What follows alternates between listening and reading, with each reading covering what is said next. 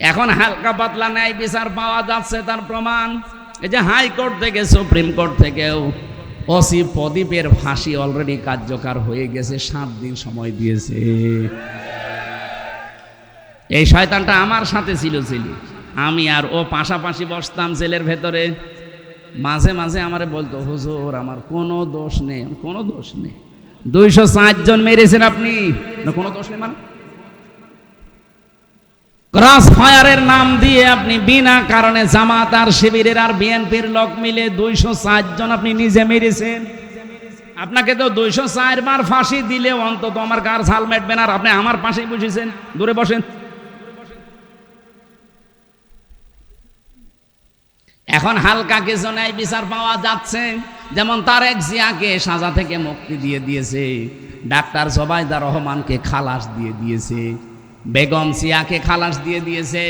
আমরা চাই ন্যায় বিচার যেহেতু এখন চলছে, 27 তারিখে এটিএম আজহারকেও মুক্তি দেওয়া হোক। এটা চান কারা কারা দেখেন? লিল্লাহি তাকবীর।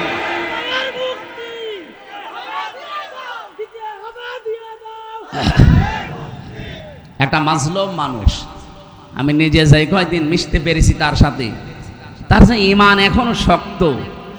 ভাই বহু আলেমকে আমি ভেতরে দেখেছি ঠিক থাকতে পারি না, মানে শয়তান তো আর বসে নেই, ওর ভেতরে যেও ধোকা দেয়, তাদেরকে দেয়নি, তাদেরকেও দিয়েছে। কিন্তু মানুষটা এত শক্তি, চলতে পারে না, একা একা চলতেও পারে না, কেঁপে কেঁপে বেড়ায়, কিন্তু ঈমানটা একেবারে পাহাড়ের মতো শক্ত।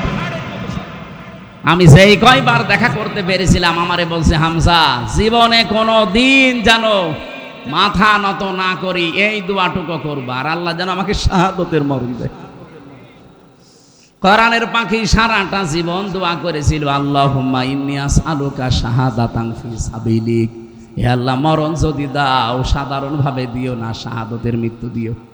আল্লাহ কবুল করেছেন না করেন নাই?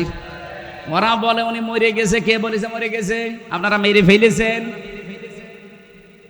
কিচ্ছু করা লাগবে না, শুধু ডাক্তার মোস্তফা জামানকে ধরে 2টা ডিম দেন, ওই একবারে সব বলে ফেলবে। সূরা বাকারা 1 নাম্বার পারা 18 নাম্বার পৃষ্ঠার 4 নাম্বার লাইনের 121 নাম্বার আয়াতের প্রথম অংশে আছে, আল্লাযীনা আতাইনাহুমুল কিতাবা ইয়াতলুনাহু হাক্কা তিলাওয়াতি। রব্বুল আলামিন বলেন, দুনিয়ায় যাদেরকে আমি কিতাব দিয়েছি, এই মানুষগুলো আমার এই কোরআন হক আদায় করে তেলাওয়াত করে। কি করে? শব্দটা যেহেতু তেলাওয়াত, এই শব্দ নিয়ে আমি চিন্তা ভাবনা করেছিলাম। পড়া কোরআন শরীফের ভেতরে আমি 3টা শব্দ পেয়েছি কোরআন পড়ার ব্যাপারে, করা, রতালা আর তালাওয়া। কয়েকদিন আগে আমি মালয়েশিয়া একটা অনুষ্ঠানে ছিলাম, ডক্টর জাকির নায়েক হাফিজাহুল্লাহ, ওনার 13 খণ্ড লেকচার আমি বাংলাদেশ থেকে থাকাকালীন পড়েছিলাম। এর ভেতরে একটা লেকচারে 7 নাম্বার খণ্ডের 12 নাম্বার পৃষ্ঠা উনি এই হাক্কা তিলাওয়াতের ব্যাখ্যা লিখেছেন, প্রায় 12-13 পৃষ্ঠা লিখেছেন। আমি যেহেতু যেটা পড়ি ওইটা নোট করে রাখি আগে, গুরুত্বপূর্ণ মনে হলে। হাক্কা তিলাওয়াতি ওখানে 4টা বিষয় নিয়ে এসেছে। চিন্তা করলাম এই বিষয়টা থাক, যেহেতু সামনে দুবাই, মালয়েশিয়া, সিঙ্গাপুর, থাইল্যান্ড এই সমস্ত দেশে যাওয়া লাগে, আল্লাহর এই বান্দাকে দেখা হলে কিছু কথা এখান থেকে আমি জিজ্ঞাসা করব। তো ওনারা জিজ্ঞাসা করলাম, ওস্তাজ আপনি তো এগুলো লিখলে, এর উৎস কোথায়? মানে প্রথম ওনার ওস্তাদের নাম বললেন, আহমেদ দিদাত। নাম শোনেন? পৃথিবীতে যদি 100 জন স্কলার থাকে তার ভেতরে উনি একজন। মানে উনি কোথায় পেয়েছেন? সিরিয়াল হিসাবে কিছু মানুষের নাম বলতে বলতে ইমাম আবু হানিফা রহমতুল্লাহ আলাইহি পর্যন্ত চলে গেছে। তার মানে ইমাম আবু হানিফা তো আর মানে বানিয়ে বলেনি, সে সাহাবীকে দেখেছে। 4 জন সাহাবীর সাথে তার সাক্ষাৎ হয়েছিল, তিনি সাহাবীদের কাছ থেকে শুনেছিলেন। আর সাহাবীরা যদি ব্যাখ্যা করে কার কাছে? রাসূলুল্লাহর কাছে। ওনারা রাসূল থেকে না শুনে আন্দাজে ব্যাখ্যা করেছে। বলেন বলেন। আর আল্লাহর রাসূল যদি কোনো বিষয়ের ব্যাখ্যা দেয়, অবশ্যই সেটা আল্লাহ তাকে জানিয়েছে, তারপরে ব্যাখ্যা দিয়েছে। আল্লাহ রাব্বুল আলামিন কোরআনে কারিমে সূরা নজমের ভেতরেও গ্যারান্টি দিয়েছেন, আমার নবী যদি নিজের মন মতো কোনো ব্যাখ্যা আপনাদেরকে শুনিয়ে দিত, আমি বিশ্ব নবী মুহাম্মদুর রাসূলুল্লাহকে জানিয়েছি। এটা সূরা হাক্কাতের ভেতরেও আছে, ওয়ালাউ তাকাব্বালা আলাইনা বা'দাল আকাবিল লা আখাযনা মিনহু বিল ইয়ামিন সুম্মা লাকাতা'না মিনহুল ওয়াতিন। আমার নবী যদি আমার কোরআনের ভেতরে কোনো কথা নিজের মন মতো চালিয়ে দিত যে এইটা আল্লাহ জানিয়েছে, অথচ আমি ওই রকম ব্যাখ্যা নবীকে জানাইনি, যদি মন গড়া কোনো কথা বলে চালিয়ে দিত আমার নামে, এত আদরের নবীকে কি করতাম জানো? ডান হাত চেপে ধরতাম, কণ্ঠ নালী কেটে ফেলে দিতাম। ঠিক আছে না? ঠিক নেই। সাধারণ মানুষ নাই, হ্যাঁ ঠিক সুবহানাল্লাহ আলহামদুলিল্লাহ বলতে পারে, আলেমরা তো এটা ঠিক বলা ঠিক হয়। আপনারা একটু খেয়াল করে শুনবেন না, আমি বাংলা অর্থটা ভুল বললাম আর আপনি বলছেন ঠিক আছে, এটা কথা হইল। তাহলে এখন থেকে আমি যা ভুল বলবো ঠিক বলবো সবই তো সুবহানাল্লাহ বলবো না, দোষ ওনাদেরও না। আমরা সিলেবাস ভুক্ত আলেম যারা এই দেশে আছি, সে দাওরা পাস বলেন, কামেল পাস বলেন, অনার্স মাস্টার্স করা যারা, চিন্তাশীল যারা না, গবেষক যারা না, কোনো আয়াত থেকে তথ্য বের করার যোগ্যতা যাদের নেই, এ মানুষগুলো আমি হলেও বলতাম সুবহানাল্লাহ। এই জন্য আলেমদেরকে একটু খেয়াল করে শোনা লাগবে। আপনি সাধারণ মানুষ না যে আপনিও সুবহানাল্লাহ বলবেন, আলহামদুলিল্লাহ বলবেন, নাউজুবিল্লাহ না। কোরআনের এখানে কথা ছিল লা আখাযনা মিনহু বিল ইয়ামিন, বা শব্দের প্রায় 19টা অর্থ পাওয়া যায়। আপনি আরবি গ্রামারে দেখবেন বার 19টা অর্থ দেওয়া আছে। বা মানে দিয়ে, দ্বারা, কর্তৃক, এরকম একটা একটা করে আপনি মিলান তো। আপনি যে বললেন আল্লাহ পাক আপনার ডান হাত চেপে ধরতো, কণ্ঠ নালী কেটে ফেলে দিত, বা দিয়ে তো মিলছে না। এখানে আল্লাহ পাক নবীর হাত ধরতেন এ কথা আমি পাইনি, যদিও এখন যেগুলো তাফসির লেখা হচ্ছে এখানে চিন্তা ভাবনা করে আসছে। আগের তাফসিরগুলো আমি নিজেও পড়ে দেখেছি না, ওর বাংলা অর্থের সাথে আরবিটা মিলছে না। লা আখাযনা লামে তাকিদ না, এটা জমা মুতাকাল্লিম। আল্লাহ বলেন অবশ্যই আমি নিজে। কে বলেন? বলেন। এখানে কর্তা যিনি, ফাইল বলা হয়, যিনি কাজ করবেন, তিনি দুনিয়ার অন্য কেউ না, আল্লাহ নিজে। লা আখাযনা, আখাযনা বললেও তো হয়ে যেত, লামে তাকিদ দিলেন কেন? এটার মানে এর মধ্যে গ্যারান্টি আছে কিছু। এত বড় কঠিন কথা আল্লাহ নবীকে বলতে পারেন। তাফসিরে ফি জিলালিল কোরআন সাইয়্যিদ কুতুব লিখেছেন, তিনি আশ্চর্যবোধক চিহ্ন দেখবেন দিয়েছেন।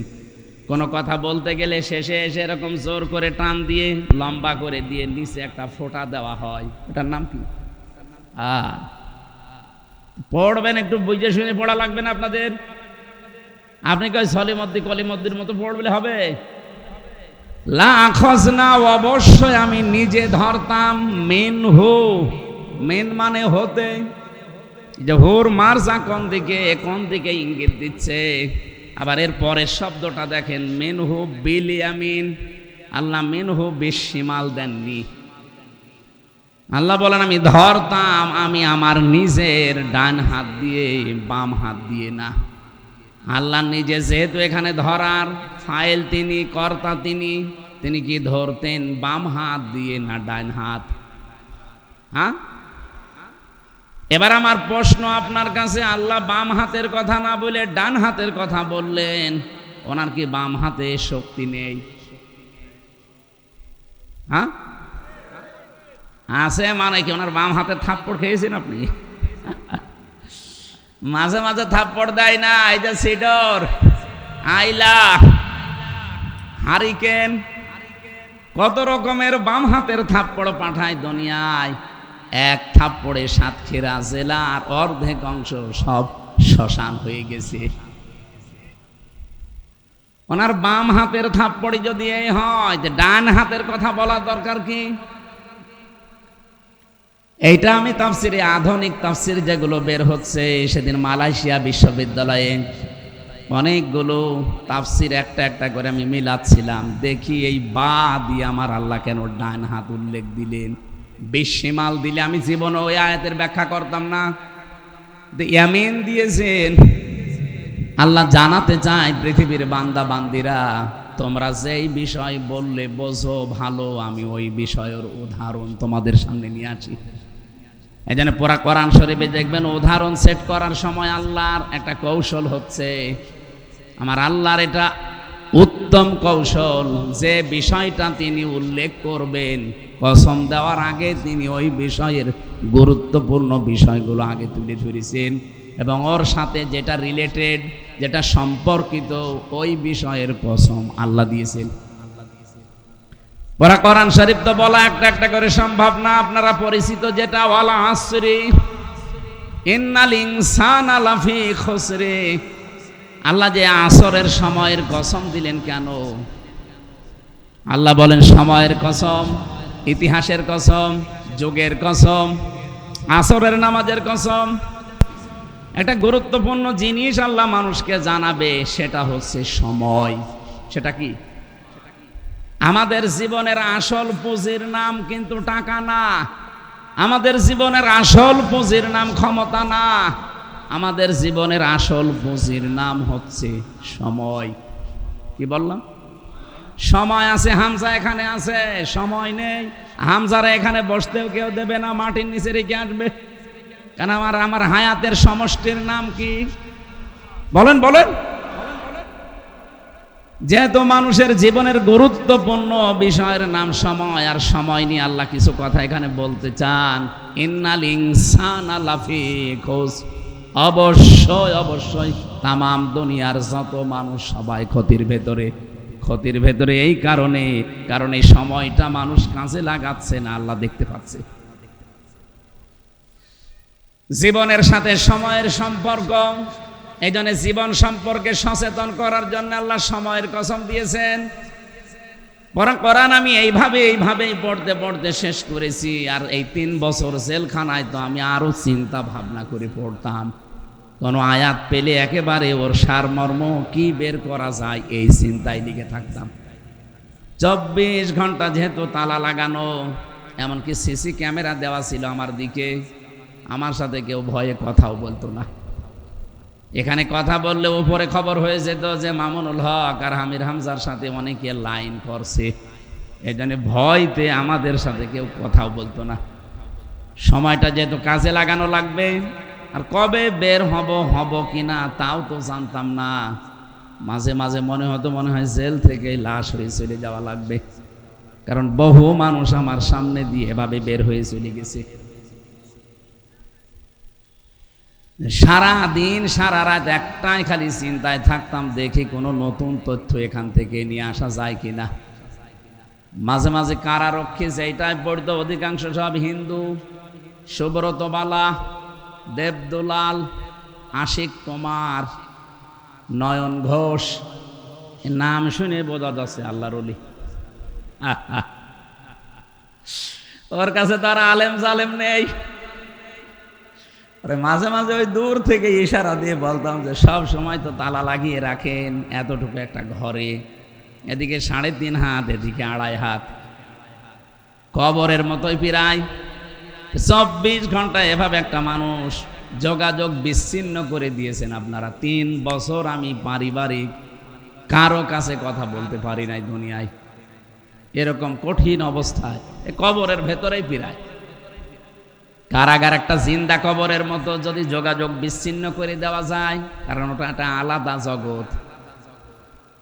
একদিন একজনকে বললাম যে ভাই, ওই দূর থেকে ইশারা দিয়ে বললাম, কারণ এই আওয়াজ তো পারবে না, ওই কথা যদি কাছে এসে বলে তখন ধরে ফেলবে।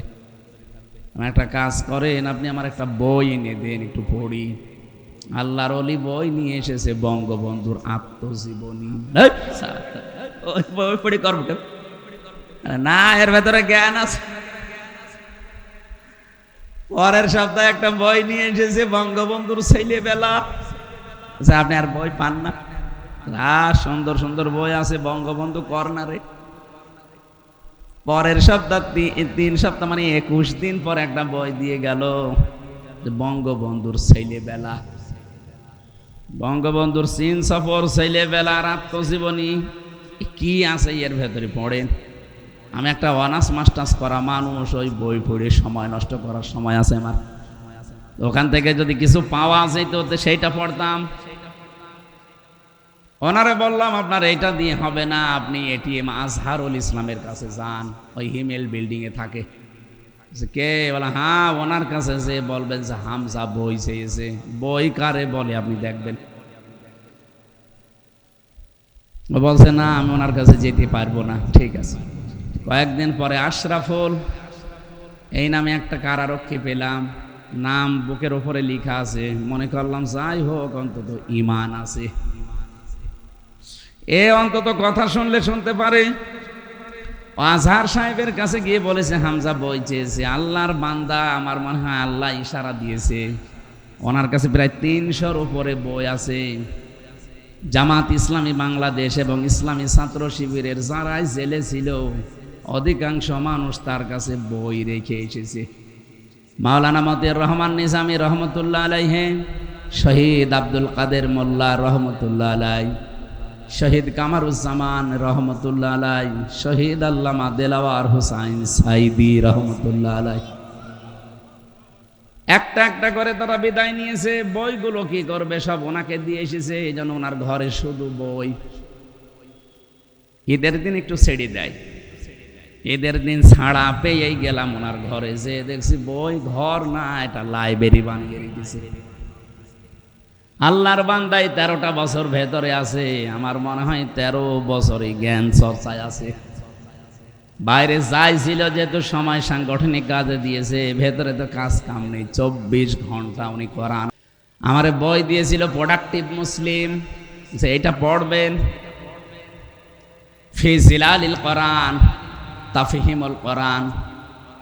একটা একটা করে যতগুলো বই ওনার কাছ থেকে পেয়েছিলাম, নিয়ে এসে মিলাতাম, দেখি কিছু এখান থেকে বের করতে পারি কিনা। আর পাশে তো একজন সাহায্যকারী আমি পেয়েছিলাম, আল্লামা মামুনুল হক হাফিজাহুল্লাহ। আল্লাহরে বান্দার বহু শ্রম আমার প্রতি আছে, আমি ঋণী তার কাছে। আল্লাহ যেন তাকে সর্বোচ্চ মর্যাদা দান করেন দুনিয়া আখিরাতে। আর একজনের কথা আমি ভুলতে পারবো না কোনোদিন, তারেক জিয়া সাহেবের পিএস মিয়া নুরুদ্দিন অপু, এই যে শরীয়তপুরে বাড়ি। আল্লাহর বান্দা বহু সাহায্য করেছে ভেতরে। এরা কয়েকজন না থাকলে আমার মনে হয় কষ্ট আমার আরো 100 গুণ বেড়ে যেত। কারণ ভেতরে তো কেউ কারো না, প্রত্যেকেই কবরের মতো মনে হয় কবরে আছে।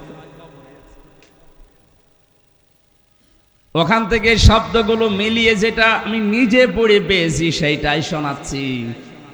আল্লাহ নিজে ডান হাতের নাম দিয়েছেন, বাম হাতের নাম দেননি এই কারণে, কারণ আমরা দেখি সচরাচর আমরা ডান হাতে শক্তিশালী কাজগুলো করি আর বাম হাতে নরমাল কাজগুলো। কথা বোঝে?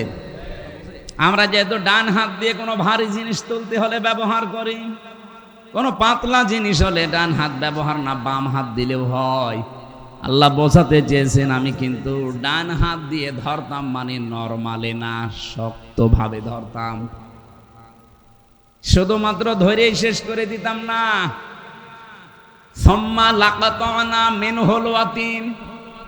আমার নবী যেটা দিয়ে কথা বলে এই কণ্ঠনালীটা কেটে ফেলে দিতাম। ফামা মিনকুম মিন আহাদিন আনহু হাজিজিন। আর এই ব্যাপারে তোমাদের কেউ ছিল না যে তাকে বাঁচাতে পারে। আপনি কথাগুলোর ওজন টের পাচ্ছেন? কাকে বলছে? এটা হামজাকে না, এটা হেলালিকে না, এটা সুলতানকে না, এটা বলছে সরাসরি মুহাম্মদুর রাসূলুল্লাহকে। আল্লাহর পরে যার স্থান, সেই মানুষকে আল্লাহ এত বড় ধমক দিলেন যে আমার কোরআনে এই পৃথিবীতে কেউ কোনো কথা ঢোকাতে পারে নাই। আমার নবীও যদি ঢুকিয়ে বলতো, নবীকেও ছাড়তাম না। লা ইয়াতিহিল বাতিলু মিন বাইনি ইয়াদাইহি ওয়ালা মিন খালফি তানজিলুম মিন হাকিমিন হামিদ। বলেন আল্লাহু আকবার। আমরা যেহেতু 92% মুসলমান এই দেশে বাস করি, আপনি কোরআনের বিরুদ্ধে কোনো কথা বলে এখানে জীবনেও টিকে থাকতে পারবেন না, এটা 54 বছরে প্রমাণ হয়ে গেছে। কিন্তু এই 3 দিন আমরা একটা দৃশ্য উল্টাপাল্টা দেখছি। নারী কমিশনের নাম দিয়ে যারা চেষ্টা চালিয়েছিল তারা তো ব্যর্থ হয়েছে। গত 3 দিনের ভেতরে দেখলাম কলকাতা থেকে কিছু হিজড়াকে নিয়ে এসে কোরআনের বিরুদ্ধে অলরেডি তারা রাজপথে আজকেও মিছিল করেছে। তারা মিছিল করছে, দেহ আমার, সিদ্ধান্ত আমার। আমি সামনের শুধু 2 জন মহিলাকে চিনতে পেরেছি, বাকি সবগুলো কলকাতার। কারণ এই যে 33 বছর বয়সে আমার 92-তে জন্ম, এখন চলছে 2025। এই 33 বছরের ভেতরে বাংলাদেশের চাইতে আমি কলকাতায় কাটিয়েছি বেশি, কারণ এদেশে আমার কথা বলতে দিত না। আমি যাওয়ার আগেই বাড়ি পুলিশ চলে যায়, অথচ আমার শরীর চলে না। বলেন তো কি দেখি আপনি ভয় পান? আমার শরীর চলে না, আমি নিজে নিজে চলতে পারি না। আর আমি বাড়ি যাব কবে আমি নিজেও জানি না। 2 মাস 3 মাস 5 মাস পরে 1 ঘন্টার জন্য বাড়ি যাই। আমি জানি না যে আজকে বাড়ি যাব, অথচ আল্লাহর ওলিরা জানি। ও যে দেখি 5 জন বসে আছে, কি হুজুর পাঠিয়েছে। আমি জানতাম না যে সত্যি আমি আজকে বাড়ি আসবো। আপনারা জানেন কি করি? পেছনে কিভাবে জোকের মতো লেগেছিল বলেন তো।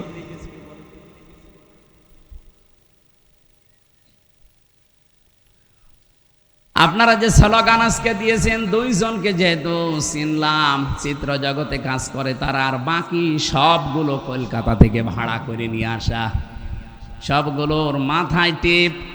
তাদের সংস্কৃতি কিন্তু ঠিকই তারা মেনে মিছিল করছে। আর যেই মুসলিম মেয়েদেরকে সামনে পেছনে দিয়েছে, এরা নিজের অস্তিত্ব ভুলে অলরেডি মুশরিক হয়ে গেছে। দেহ আমার, সিদ্ধান্ত আমার, এ কথা আপনি বলতে পারেন? এ দেহ কি আপনার নিজের? ডাক্তার আছে, জিজ্ঞাসা করেন তো। মা বাবার দায়িত্ব শুধু বিছানায় থাকা, তাছাড়া বাকি যা দায়িত্ব আপনার মা বাবা আর পালন করে নাই। ওই বীর্যটা যদি ওখান থেকেই নষ্ট হয়ে যেত, আপনার কোন বাবা বলতো যে দেহ আমার? কোরআনে কারীম জানিয়েছে ওই জায়গা থেকে হামজা পর্যন্ত বানাতে পৃথিবীর কারো কোনো অবদান নেই। যা করেছে সব আমার আল্লাহ নিজে। ফালিয়ানজুরিল ইনসানু মিম্মা খুলিক, খুলিকা মিম্মা দাফিকি ইয়াখরুজু মিন বাইনিস সুলবি ওয়াত তারাইব। রব্বুল আলামিন বলেন, মানুষকে একটু নজর করে দেখে না? যারা স্লোগান দিলেন একটু পড়বেন সূরা তারিকটা। আল্লাহ বলছেন মানুষকে নজর করে দেখেন আমি কি দিয়ে বানালাম তারে। বাবার স্ফলিঙ্গ দিয়ে দ্রুত গতিতে বের হয়ে যাওয়ায় নাপাক পানিটা মায়ের রেহেমের ভেতরে আমি আল্লাহ জমা করি। আর এখন ডাক্তার যারা চিকিৎসা বিজ্ঞানীরা এখন দেখছে এই নাপাক পানি আল্লাহ 4টা জিনিস তৈরি করেন: চুল, রগ, হাড় আর পর্দা। মায়ের রেহেমের ভেতরে যে নাপাক পানি আছে, ফি কারারিম মাকিন যেটা বলা হয় সুরক্ষিত জায়গা, ওই নাপাক পানিটা দিয়ে আল্লাহ আরো 4টা জিনিস বানায়: রক্ত, গোশত, চর্বি আর চামড়া। 4-8টা জিনিস এক হয়। আল্লাহ বলেন আমার নাম যে রব, এই রব নামের কারণে আমার বান্দা আর বান্দিকে আমি 5টা জিনিস দান করি। এই তথ্য পাবেন সূরা নাহালে, নাহাল 14 নম্বর পারা, 14 নম্বর পৃষ্ঠা, 13 নম্বর লাইনের 78 নম্বর আয়াতের মাঝের অংশে আছে ওয়াজআলা লাকুমুস সামআ ওয়াল আবসারা ওয়াল আফইদা ইলা আখির আয়াত। আল্লাহ তাআলা বলেন আমি শুধু রব নামের কারণে তোকে শ্রবণ শক্তি, দর্শন শক্তি, বাক শক্তি, আকেল শক্তি আর ঘ্রাণ শক্তি, এই 5টা আমি নিজে দিয়েছি, দুনিয়ায় কেউ তোরে দেয়নি। তোর মার বাবার বীর্য নিয়ে আমি 4-8টা জিনিস বানিয়েছিলাম, তো বাকি যে 5টা দিয়েছি নিজের দিকে একটু নজর করে দেখার জন্য নজর দেওয়ার আরবি আল্লাহ কিন্তু র দিতে পারতেন, না দিয়ে নাজারা দিয়েছেন। র মানেও দেখা, নাজারা মানেও দেখা। ফালিয়ানজুরিল ইনসানু না দিয়ে আল্লাহ নাজারা না দিয়ে র দিলেন না কেন? যারা আধুনিকভাবে তাফসীর করে তারা লিখেছে মানুষ যেন সত্যি চিন্তা করে যে আমি আসলাম কোন জায়গা থেকে। আমার সৃষ্টির অস্তিত্বটা কি ছিল? এই পাঁচটা জিনিস আপনি নিজের দিকে এখন একটু তাকিয়ে বলেন তো, সত্যি আল্লাহ যদি একটাও কম দিত, আপনি কি পূর্ণাঙ্গ মানুষ হয়ে আসতে পারতেন? আল্লাহ আমাকে যদি দর্শন শক্তি না দিত, চেহারা আমার যতই সুন্দর হোক, ওই বোতলের মতো।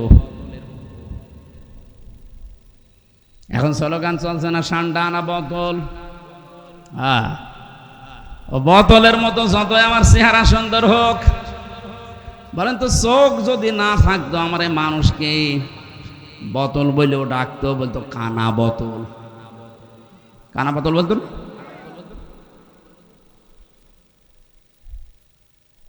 আমারে যদি আল্লাহ বাক শক্তি না দিত, আমি আজ যে আন্দাজে একটা দলের ওপরে মিথ্যা তহমত লাগিয়ে দেই, আপনি কোন সাহসে সেই মিটে যাওয়া মীমাংসিত বিষয়গুলো সামনে এনে জাতিকে ডিভাইডেড করতে যাচ্ছেন? যে জবান দিয়ে মিথ্যা কথাগুলো জাতির ভেতরে প্রচার করেন, আল্লাহ ইচ্ছা করলে জবান আপনাকে না দিলেও পারত। আমি এক কথায় বলতে চাই, কোনদিন এই দেশে কেউ যেন এই চেতনার বিক্রি না করে। কিসের ৭১, কিসের ৪৭, কিসের ৫২, ২৪ আনতে পারেন না? এখন থেকে এই দেশে যদি কেউ কোনো কথা বলে, ২৪ নিয়ে কথা বলা লাগবে। যেগুলো মীমাংসিত ইস্যু, এই বিষয়গুলো নিয়ে সামনে আসলেই বলবেন এটা হাসিনার দালাল। আপনি কোন কারণে সেই ৫৪ বছরের আগের ইতিহাস নিয়ে আনেন? আপনি ওই সময় কয় কেজি ছিলেন বলেন? আপনি তো কেজি না, আপনার মা বাবার বিয়েও হয়নি। আমি আশা করব আমি কি ইঙ্গিত দিয়েছি আপনি বুঝেছেন, কারণ এই কয়জন মানুষ না, এটা রেকর্ড হচ্ছে, সারা পৃথিবী যাচ্ছে। সবাইকে উদ্দেশ্য করে বলতে চাই, এই দেশে যদি কেউ সামনে রাজনীতি করতে চান, ২৪ নিয়ে রাজনীতি করা লাগবে। এখনো পর্যন্ত অনেকে ২৪কে স্বীকার করে না। এই যে ফজু পাগলা একজন আছে কিশোরগঞ্জের, আসলে একটা পাগলা। ওরে মনে হয় বাইরে রাখা এখন এই দেশের জন্য সমস্যা হয়ে দাঁড়িয়েছে। ওরে রাখা দরকার পাবনায়। তাও পাবনায় যেখানে সেখানে হবে না, হেমায়েতপুরে রাখা লাগবে। এক কথা বলছেন, ওই রকম মাথা নিয়ে বাইরে থাকলে তো সমস্যা করবে। আবার বলে আমি বীর মুক্তিযোদ্ধা। আপনি যদি ৭১-এ যুদ্ধ করে বীর মুক্তিযোদ্ধা হন, এই ২৪ সালে যারা যুদ্ধ করেছে এরাও তো বীর মুক্তিযোদ্ধা। এদের কথা মানতে চান না কোন কারণে? না, আর চেতনা বিক্রি করা দেশে চলবে না। চেতনা এখন আমাদের ২৪-এর, যেই ২৪ নিয়ে ২৭৩২ জন মানুষ জীবন দিয়ে গেল, এদের জীবনের মূল্য সামনে দেখানো লাগবে। এরা জীবনটা এই জন্য দিয়েছিল যে আমার দেশ দেওয়ালে পিঠ ঠেকে গেছে বৈষম্যের শিকার হতে হতে। অথচ ১৫.৫ বছরে আমরা দেখেছি বহু মানুষ এরপর ওই ভাঙ্গা হাড়ি শুধু বাজিয়েছে। সামনে এই কাজ যারা করবে, আল্লাহর কসম তারাও হাসিনার মতো মরবে। সব বাদ দিয়ে দেন, আপনি ২৪কে ধারণ করিয়ে গিয়ে যান, দেশটা দাঁড়িয়ে যাবে। মালয়েশিয়া, সিঙ্গাপুর মাত্র ২০০৪ সালের পর থেকে তারা দাঁড়িয়ে গেল। কতগুলো দেশ ঘুরে আসলাম, তারা আমাদের পরে স্বাধীন হয়ে দাঁড়িয়ে গেছে। আর ৫৪ বছরে আমরা দাঁড়াতে পারি না, শুধু ওই পেছনের ইস্যু টেনে আনার কারণে। আপনি যাদের উপরে দোষ দেন, মন থেকে বলেন তো, এই মানুষগুলো কি একটাও ৭১-এর অপরাধী আপনি খুঁজে পাবেন না? এই দেশে যারা এখন ইসলামী রাজনীতি করে, আপনি একটা মানুষকে দেখান যে এই লোকটা ৭১-এর অপরাধী ছিল। আর অপরাধী মানুষ কখন হয়? যখন কাজ করে। জামাত ইসলামের উপরে যে দোষ দেওয়া হয়, আরে ভাই ৭১ সালে এই মানুষগুলো তো যুদ্ধ করে নাই, যুদ্ধ করলে নাই, যুদ্ধ অপরাধী হয়। যুদ্ধ অপরাধীর সংজ্ঞা জানেন আপনি? যুদ্ধ করলে সেই লোকটা নাই, যুদ্ধ অপরাধী হবে। এরা তো যুদ্ধ করেও নাই, সাপোর্টও দেয় নাই, কোন দেশের পক্ষে ছিল না। আজ আপনি এই ৫৪ বছর পরে যেটা বুঝছেন, এই মানুষগুলো ৫৪ বছর আগে ওইটা বুঝেছিল। ভারত এখন মসজিদ ভাঙে। ভারত এখন কতগুলো মসজিদ ভেঙেছে দেখেছেন? ওয়াকফ আইনের নামে তারা মুসলমানদের হাজার হাজার বিঘা সম্পত্তি সব অবৈধভাবে নিয়ে নিচ্ছে। তামাম দুনিয়ার মানুষ এখন দেখছে যে বাংলাদেশের সবচাইতে বড় শত্রু এই ভারত। এটা আমরা এখন দেখেই 24-এর যারা আছি সব এখন এক বাক্যে, যেমন পাকিস্তানের পক্ষে ভারতের বিপক্ষে, ওই সময় জামাত ইসলামী বাংলাদেশ বুঝেছিল ওরা যা করতে চায় এ দেশটাকে ওরা অঙ্গরাজ্য বানিয়ে ফেলবে। আমরা তো গোলাম হতে চাই না। কোরআনে কারিমে আল্লাহ জানিয়েছেন ফালাকতাহামাল আকাবাতা ওয়া মা আদরাকা মাল আকাবা ফাক্কু রাকাবা আও ইতআমুন ফি ইয়াউমিন যি মাসগাবা। হে নবী, ওরা কিন্তু গিরিপথে যেতে রাজি না, অথচ কঠিন গিরিপথের ভেতর দিয়েই পার হয়ে সফলতা অর্জন করা লাগে। এখানে আকাবা গিরিপথ কি? কঠিন কঠিন সময় জীবনে আসবে, কারণ মানুষকে কঠিন সময়ের ভেতর দিয়ে আল্লাহ বানিয়েছেন। লাকাদ খালাকনাল ইনসানা ফি কাবাদ। আল্লাহ বলেন মানুষকে কষ্ট ক্লেশ সহ্য করে করে এ পর্যন্ত ওর জীবনে কোনো দিন কষ্ট সারা কাটেনি। বাবা যেদিন বীর্যটা ফেলে দিয়েছে ওই দিন থেকে ও আরম্ভ করেছে একেবারে মরণ পর্যন্ত ওর এই কাবাদ থাকবে। আপনি চিন্তা করে দেখেন, সেদিন বাবা আমাকে ফেলে দিয়েছে ওই দিন থেকে এক ফোঁটা বীর্যের ভেতরে কম পক্ষে 40 কোটি হামজা তৈরি হওয়ার ক্ষমতা ছিল। আমরা সবাই ওই দিন দৌড় দেওয়া আরম্ভ করেছিলাম মায়ের ওই রেহেমের ভেতরে, কিন্তু কেউ জরায়ুর দেওয়ালের সাথে ধাক্কা লেগে পড়ে গেছে, কেউ যেতে পারেনি। সর্বশেষ আমি ওই পর্যন্ত পৌঁছিয়েছি, হয়তো আমার মতো আরো কেউ পৌঁছাতে পারে। মায়ের রেহেমের ভেতরে জায়গা যদি থাকে, বিজ্ঞান প্রমাণ করছে একবারে 40 কোটি সন্তান ওখান থেকে হওয়া সম্ভব, কিন্তু জায়গা যেহেতু নেই, এই জন্য হয় একটা, হয় দুইটা, হয় পাঁচটা, হয় সাতটা, হয় 13টা পর্যন্ত। এই পৃথিবীতে 13টা সন্তান এক মহিলায় একবারে জন্ম দিয়েছে ক্যালিফোর্নিয়ায়। একটাই মহিলা 13টা সন্তান একবারে জন্ম দিয়েছে, এর উপরে আর পারে নাই দুনিয়ায় কেউ। আমার মনে হয় মহিলার পেট না, ও একটা গোলা ছিল। 13টা বাচ্চা, আপনি হিসাব করেন তো। এখান থেকে আল্লাহ যদি আমারে ধাক্কা দিয়ে ফেলে দিত যে তোর আর দুনিয়ায় সে কাজ নেই, যা এখান থেকে পায়খানায় চলে যা, টয়লেটে চলে যা, আসতে পারতেন নাকি আল্লাহ পারতেন না?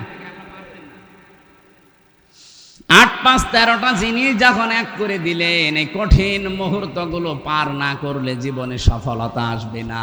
এই জন্য আল্লাহ প্রশ্নবোধক চিহ্ন দিয়েছেন, অমা আদরাকা মাল আকাবা। হে নবী, আপনি কি জানেন আকাবা কি? এই গিরিপথ কি? এটা আল্লাহ নিজে এবার ব্যাখ্যা করছেন।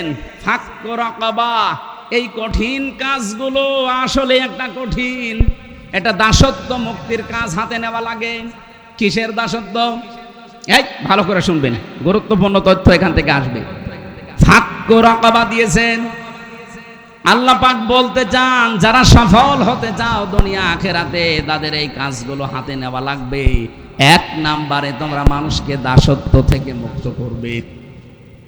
এই আয়াতটা যেহেতু 1500 বছর আগে নাজিল হওয়া, তাফসিরে ইবনে কাসিরের ভেতরে দেখবেন এই জায়গাতে শুধু দেওয়া আছে ওই জামানায় যারা দাস দাসী ছিল তাদেরকে মুক্ত করুন। কিন্তু আধুনিক তাফসিরগুলো যে শুধু দাস দাসী না, ফাক্কু রাকাবার ব্যাখ্যায় লেখা আছে মানুষের তৈরি করা আইন কানুন থেকে, এমনকি মানুষের দাসত্ব থেকে মুক্ত করার জন্য যারা কর্মসূচি হাতে নেয় তারা সফল। এই বাংলাদেশে কে এই কর্মসূচি হাতে নিয়েছে? আপনি নিজের বিবেককে জিজ্ঞাসা করেন। খালি উল্টা পাল্টা ফতোয়া দিলে হবে যে এদের আকীদা ভালো না আকীদা খারাপ? কি আকীদা খারাপ দেখেছেন আপনি? আমি কোরআন শরীফ মাথায় নিয়ে বলতে পারি গ্যারান্টি দিয়ে, 100% গ্যারান্টি দিয়ে, বাংলাদেশে জামাত ইসলামীর আকীদা হচ্ছে দেশ আল্লাহর, আইন চলবে আল্লাহর। এর বাইরে যদি জামাত ইসলামী বাংলাদেশের আকীদা থাকে, ওটা তালাক দিয়ে এক্ষুনি চলে আসেন। যারা আছে কেউ যদি জামাত ইসলামের এখানে থাকে জিজ্ঞাসা করে দেখেন, এই মুরব্বীকে জিজ্ঞাসা করুন, যদি জামাতের লোক হয়ে থাকে যে জমিন আল্লাহর, আইন চলবে আল্লাহর, এইটাই জামাতের আকীদা, আপনি বলেন তো এর বাইরে আকীদা আছে? ওই রকম আকীদা আমরা যদি পোষণ করে থাকি যে জমিন আল্লাহর, আইন চলবে মানুষের, ওই রকম দলে লাঠি ঝাঁটা দিয়ে চলে আসে, কোনো দরকার নেই ওই দল করা। আমরা চাই মানুষের তৈরি করা আইন কানুনে দেশে আমরা থাকতে দেব না। কি কথা বললেন না কেন? আপনি আমেরিকার দিকে তাকান, ওরা জাতে মাতাল হলেও কিন্তু তালে ঠিক আছে। আজ 236 বছর চলছে আমেরিকা, আজ পর্যন্ত কোরআনের একটা আয়াতের বিরুদ্ধে ওরা রাষ্ট্রের ব্যাপারে একটা কাজও করে নাই। সূরা নেসা 5 নাম্বার পারা 2 নাম্বার পৃষ্ঠার 11 নাম্বার লাইনের 34 নাম্বার আয়াতের প্রথম অংশে এই শব্দটা আজ 234 বছর আমেরিকা মেনে চলে, এই জন্যে দাঁড়িয়ে আছে। আপনি দেখবেন আয়াতটা পড়ে লেখা আছে, আর রিজালু কাওয়ামুনা আলান নিসা, পুরুষ হবে নেতৃত্বদাতা আর মেয়েরা হবে তাদের আজ্ঞাবহ। ওরা আজ 236 বছর এটা মানছে, এই জন্য আজ পর্যন্ত কোনো মহিলা ওদের প্রধানমন্ত্রী হতে পারে নাই। জাতে মাতাল হলেও তালে ঠিক আছে। ডোনাল্ড ট্রাম্পের মতো একজন মাতালকে তারা বসিয়েছে, এই কথা বলছেন না কেন? কিন্তু কমলা হ্যারিসের মতো এত বড় একটা শিক্ষিতা মেয়ে, এই পৃথিবীতে যদি 1000 বিশ্ববিদ্যালয় থাকে, আপনি র্যাঙ্কিং করবেন, মার্ক করবেন কোনটার পরে কোনটা। আমি আন্তর্জাতিক বিশ্ববিদ্যালয়গুলো গিয়েছি, যে তারা 1 2 3 4 5 হয় কি করে। বাংলাদেশে কতগুলো বিশ্ববিদ্যালয় আছে বলেন? এই তামাম দুনিয়ায় 257টা দেশ, 257টা দেশে যত ভার্সিটি আছে, যত বিশ্ববিদ্যালয় আছে, 1000 বিশ্ববিদ্যালয়ের তালিকা করা হলে বাংলাদেশের একটাও পাওয়া যায় না। মালয়েশিয়ায় কতগুলো আছে, মাত্র একটা পাওয়া গেছে। আমি চিন্তা করলাম যে মানুষগুলো কি করে, কি এরা র্যাঙ্কিং আমরা যেতে পারি না কেন? যতগুলো দেশে গেছি আমি, আগে যাই কোনো ভার্সিটিতে, তাদের গবেষণাগারে, লাইব্রেরিতে, আগে দেখি যে এখানে কি হয়। ওই মানুষগুলো তাহলে কি পড়াশোনা, কি চিন্তা ভাবনা, কোন স্তরে আছে তারা। র্যাঙ্কিংয়ে 1000-এর ভেতরে আমরা নেই, র্যাঙ্কিংয়ে 3-এর ভেতরে 1 2 3-এর ভেতরে যেটা আছে এই তামাম দুনিয়ায়, তার ভেতরে কমলা হ্যারিসের পড়াশোনা। কোন জায়গায় কোন স্তরের মানুষ এই মহিলা, অথচ তারে আমেরিকা আজ পর্যন্ত দেখেন তারে জনপ্রিয় কম নাও মহিলা, কিন্তু প্রধানমন্ত্রী বানাতে রাজি না। ট্রাম্পের মতো একটা মাতালকে বানিয়ে রেখেছে থাক, কারণ ট্রাম্প হচ্ছে পুরুষ আর ওইটা মহিলা। নবীজির হাদিসে এদের পক্ষে একটা হাদিস এসেছে, বিশ্বনবী বলেন, লা ইয়াফলিহা কওমুন আল্লাহু আমরহুম ইমরাতুন, বুখারী শরীফের হাদিস। ওই জাতি কখনো সফল হচ্ছে না, হবে না, যেই জাতির নেতৃত্বে কোনো মহিলা বসে আছে। এই ষড়যন্ত্র ওরা আজ পর্যন্ত করে না, এই জন্য দাঁড়িয়ে গেছে। নিজেরা মানে না, কিন্তু আমাদের উপরে ষড়যন্ত্র আজ 54 বছরে চাপিয়ে রেখেছে। এখনো অনেকে চেষ্টা চালাচ্ছে আবার চাপাবে। আমি ইঙ্গিত দিলাম, আপনি বুঝতে পেরেছেন কিনা জানি না, না পারলে এদিকে আসেন, কানের নিচে এমন জোরে 2টা দেব, সব বুঝে ফেলবেন। হুজুর আমি বুঝি না।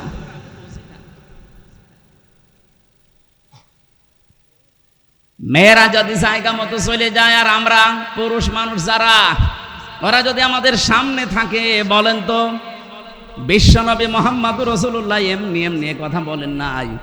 উনি কি বলতে পারতেন না যে আমার ইন্তেকালের পর আমার সবচাইতে আদরের মেয়ে ফাতেমা আমার চেয়ারে বসবে? কেউ নিষেধ করত? কেউ নিষেধ করত না। তা আপনি কোথায় পেয়েছেন এই ভণ্ডামি? এই জন্য আমরা আগামীতে চাই যারা আমাদের দায়িত্বে আসবে তারা যেন পুরুষ হয়। বলেন, শুধু পুরুষ মানুষ হলে হবে না, সৎ হওয়া লাগবে। বহু মানুষকে আমরা পুরুষই দেখতাম, কিন্তু লোকটা সৎ না। এই জন্য সালমান এফ রহমানের মতো দরবেশ, ওর মাথার চুল থেকে পায়ের স্যান্ডেল পর্যন্ত পুরা সাদা, আমার মনে হয় ভেতরেও সাদা। না, আমি মাঝে মাঝে মামলার হাজিরা দিতে যেতাম, ওই শয়তানরে দেখতাম আমার মাজায় দড়ি লাগিয়ে, হাতে পেছনে হ্যান্ডকাপ লাগিয়ে, ডান্ডা বেড়ি দিয়ে পায়ের সাথে, ওপরে ওই যে হেলমেট দিয়ে বুকের সাথে, যখন ওই কি কি লাগাই যেন বুকে, বুলেট প্রুফ জ্যাকেট, বলেন তো কি দৃশ্য লাগে ওই সময়। মাজায় দড়ি দিয়ে যখন আমার এই যে ছাগলের মতো গরুর মতো টেনে নিয়ে যেত, দেখেছি আমি নিজে কয়েকদিন ওই শয়তান দাঁড়িয়ে দাঁড়িয়ে টিপ্পনি কাটে। এখন ওর যা হচ্ছে, আমরাও যদি বলি যা হচ্ছে ঠিকই হচ্ছে। এত বড় একটা ভালো মানুষ মনে হয়তো না যে দরবেশ, নামই কেউ জানতো না, নাম জানতো যে দরবেশ, অথচ ৩৬,০০০ কোটি টাকা চুরি করিস। 7টা ব্যাংক থেকে ৩৬,০০০ কোটি। আমার মনে হয় মুরব্বীকে যদি আপনি এখন গুনতে দেন, ও গুনতে গুনতে জীবন শেষ করে ফেলবে, তাও টাকা গোনা শেষ হবে না। আপনি কি 2-1 টাকা মনে করছেন? ৩৬,০০০ কোটি। আমার তো এই নাম শোনার পরে নিজে মনে হয় অজ্ঞান হয়ে যায়। অথচ একটা দরবেশ যদি এত টাকা চুরি করে, আর যেগুলো ধরবেশ, দরবেশের বেশ ধরেছিল, তারা কি করেছে আপনি টের পাচ্ছেন নাকি? দেশটা যে ফোকলা হয়ে গেছে এমনি না। এই দেশে যদি এখন কেউ জন্ম নেয়, তার মাথার উপরে 1,10,000 টাকার ঋণ। কি বানিয়েছে বলে? এখন একটা জন্ম দেবেন, ওর মাথার উপরে 1,10,000 টাকা অলরেডি ঋণ। ঋণের বোঝা নিয়ে দুনিয়া আসতেছে। অথচ যারা এটা দিয়ে গেল, দেখেন তাদের দিকে। কয়েকদিন আগে সিঙ্গাপুরে ছিলাম, যে তো আমাদের হোটেলে ওঠা লাগে, হোটেল থেকে নিচে নামলে দেখি 2 শয়তান বসে আছে। কি গো? বলছে হুজুর আমি আগেই পালিয়েছি। আপনি পালালেন কেন? আপনার না 620টা বাড়ি। একটা মানুষের যদি 620টা বাড়ি হয়, আপনি চিন্তা করেন তো কত বড় দুর্নীতি করিস। এই পদ্মা সেতুর হিসাব এখন আসতেছে। এটা যেই খরচে বানিয়েছে, ওই খরচ দিয়ে 3টা পদ্মা সেতু অলরেডি করা যায়। তাহলে আমার মনে হয় যে চাঁদপুর থেকে যে সেতুটা এখন বানানোর জন্য চিন্তা চলছে, রাজবাড়ী গোয়ালন্দ থেকে যে সেতুটা বানানোর চিন্তা চলছে, পদ্মা সেতুর টাকা দিয়ে এই 2টা সেতু হয়ে যেত যদি মারিং কাটিং না হইতো। এজন্য সৎ মানুষ লাগবে, বিধান লাগবে আল্লাহর, মানুষ লাগবে সৎ। বলেন, আপনি কি মনে করছেন এই স্লোগানটা এরা বানিয়েছে? আল্লাহর আইন চাই, 7 লোকের শাসন চাই, জীবনও না। সূরা বানী ইসরাইল 15 নম্বর পারা 9 নম্বর পৃষ্ঠা 2 নম্বর লাইনের 82 নম্বর আয়াতটার বাংলা অর্থ এই স্লোগান, অনুনাজ্জিলু মিনাল কুরআনি মা হুয়া শিফাউ ওয়া রাহমাতুল লিল মুমিনিন ওয়া লা ইয়াজিদুজ জালিমিনা ইল্লা খাসারা। বলেন আল্লাহু আকবার। শুধুমাত্র স্লোগান না, আল্লাহর কসম আমি নিজে দেখেছি এই দেশে যে মার্কাটা তারা নেয়, দাড়ি পাল্লা, এই মার্কাটা আল্লাহ কোরআনে দিয়েছে। লাকাদ আরসালনা রাসূলানা বিল বায়্যিনাত ওয়া আনজালনা মাআহুমুল কিতাবা ওয়াল মিজান। আল্লাহ বলেন 3টা জিনিস দিয়ে আমার রাসূলদেরকে আমি দুনিয়ায় পাঠিয়েছিলাম। 1 নম্বরে তাদেরকে আমি কিতাব দিয়েছি, 2 নম্বরে তাদেরকে আমি মুআজিজা দিয়েছি, 3 নম্বরে তাদেরকে আমি ন্যায় এবং ইনসাফের প্রতীক দিয়েছি, যার নাম আমরা মিজান বলি, বাংলা বললে দাড়ি পাল্লা। তারা যে মার কাটা নিয়েছে, এইটাও তো সূরা হাদীদের 25 নম্বর আয়াতের মাঝের অংশে। এই মার কাটার ভেতরে কি আছে? লিয়াকুমান নাসু বিল কিসতি। এই লাম ব্যবহার করা হয় 13টা অর্থে। যারা বসে জিজ্ঞাসা করেন লিয়াকুমান নাসু বিল কিসতি, আমি আল্লাহ চাই তারা যেন এই মিজান দিয়ে, দাড়ি পাল্লা দিয়ে, ন্যায় এবং অন্যায়ের মানদণ্ড দিয়ে পৃথিবীর ময়দানে ন্যায় বিচার কায়েম করে।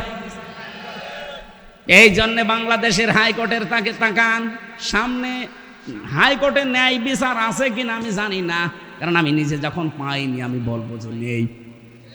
এই 3 বছর আমার মামলাটা হাইকোর্টে, জজ কোর্টে, সিএমএম কোর্টে প্রায় 30 বারের উপরে তুলেছে, একবারও জামিন দেয়নি।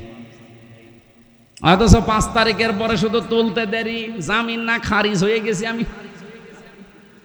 আমি বিচারককে জিজ্ঞাসা করতে গেলাম, জজ সাহেব এই 3 বছর তো মামলা আপনার কাছে ছিল, তখন তো বললেন না যে না আজকে আপনি আমার মামলা দেখে বলছেন যে এর ভেতরে কোনো মাল নেই, আমি কি দিয়ে বিচার করব? জামিন না খারিজ করে দিলাম। উনি এটা আমারে খাস কামরায় ডেকে নিয়েছিল।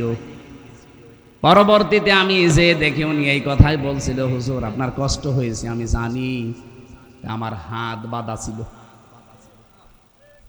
এই চলছিল বিচার, এই যে কোরআন শরীফ আমার সামনে, এই বিচার চলছিল যে আমার হাত বাঁধা ছিল, কিচ্ছু করার ছিল না। এ দেশে আমরা যা আছি 1628 জন মানুষ দায়িত্বে ছিলাম সারা বাংলাদেশে, শুধু একজনের কথা চলতো, বাকি 1627 জন সব পুতুল আমরা। এমনকি কাওয়া কাকু এও পুতুল।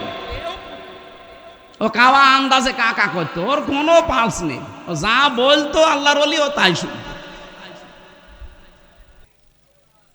নিজে জজ সাহেবের কাছে আমি শুনেছি যে আমাদের কিচ্ছু কারোর হাতে নেই, সব একজনের হাতে।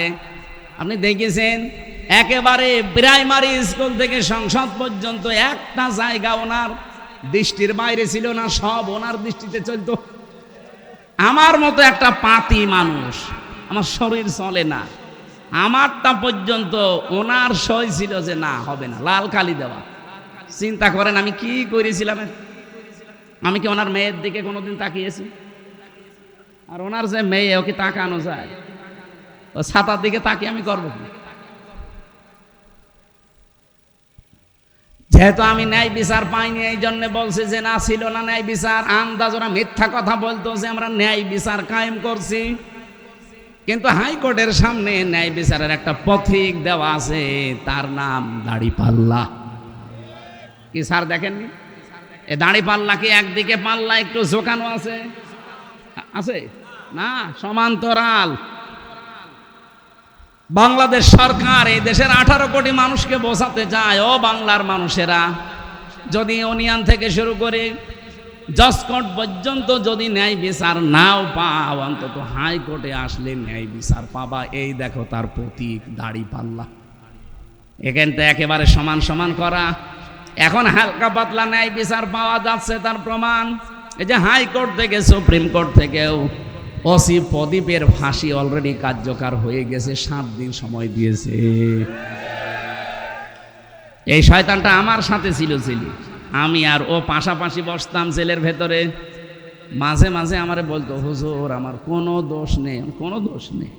204 জন মেরেছেন আপনি, কোনো দোষ নেই মানে? ক্রস ফায়ারের নাম দিয়ে আপনি বিনা কারণে জামাত আর শিবিরের আর বিএনপির লোক মিলে 204 জন আপনি নিজে মেরেছেন। আপনাকে তো 204 বার ফাঁসি দিলে অন্তত আমার গার ঝাল মেটবে না। আপনি আমার পাশেই বসেছেন, দূরে বসেন। এখন হালকা কিছু ন্যায় বিচার পাওয়া যাচ্ছে, যেমন তারেক জিয়াকে সাজা থেকে মুক্তি দিয়ে দিয়েছে, ডাক্তার জোবাইদা রহমানকে খালাস দিয়ে দিয়েছে, বেগম সিয়াকে খালাস দিয়ে দিয়েছে। আমরা চাই ন্যায় বিচার যেহেতু এখন চলছে, 27 তারিখে এটিএম আজহারকেও মুক্তি দেওয়া হোক। এটা চান কারা কারা দেখি? লিল্লাহি তাকবীর।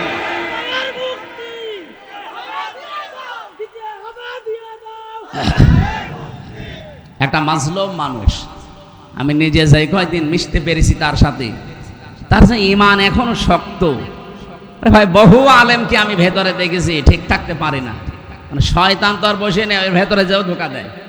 তাদেরকে দেয়নি, তাদেরকেও দিয়েছে, কিন্তু মানুষটা এত শক্তি, চলতে পারে না, একা একা চলতেও পারে না, কেঁপে কেঁপে বেড়ায়, কিন্তু ঈমানটা একেবারে পাহাড়ের মতো শক্ত।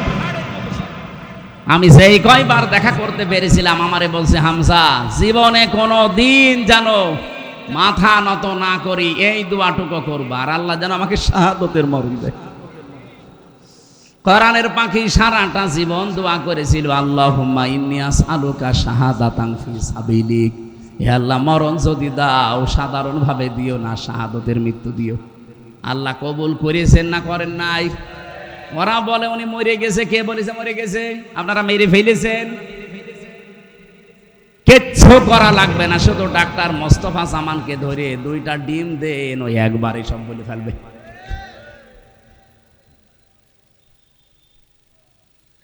রিমান্ডে যে কষ্ট আমাদেরকে দিয়েছিল তার 100 ভাগের 1 ভাগ যদি এই মানুষগুলোকে দেন, আল্লাহর কসম এই মানুষগুলো সব সত্য বেরিয়ে দেবে।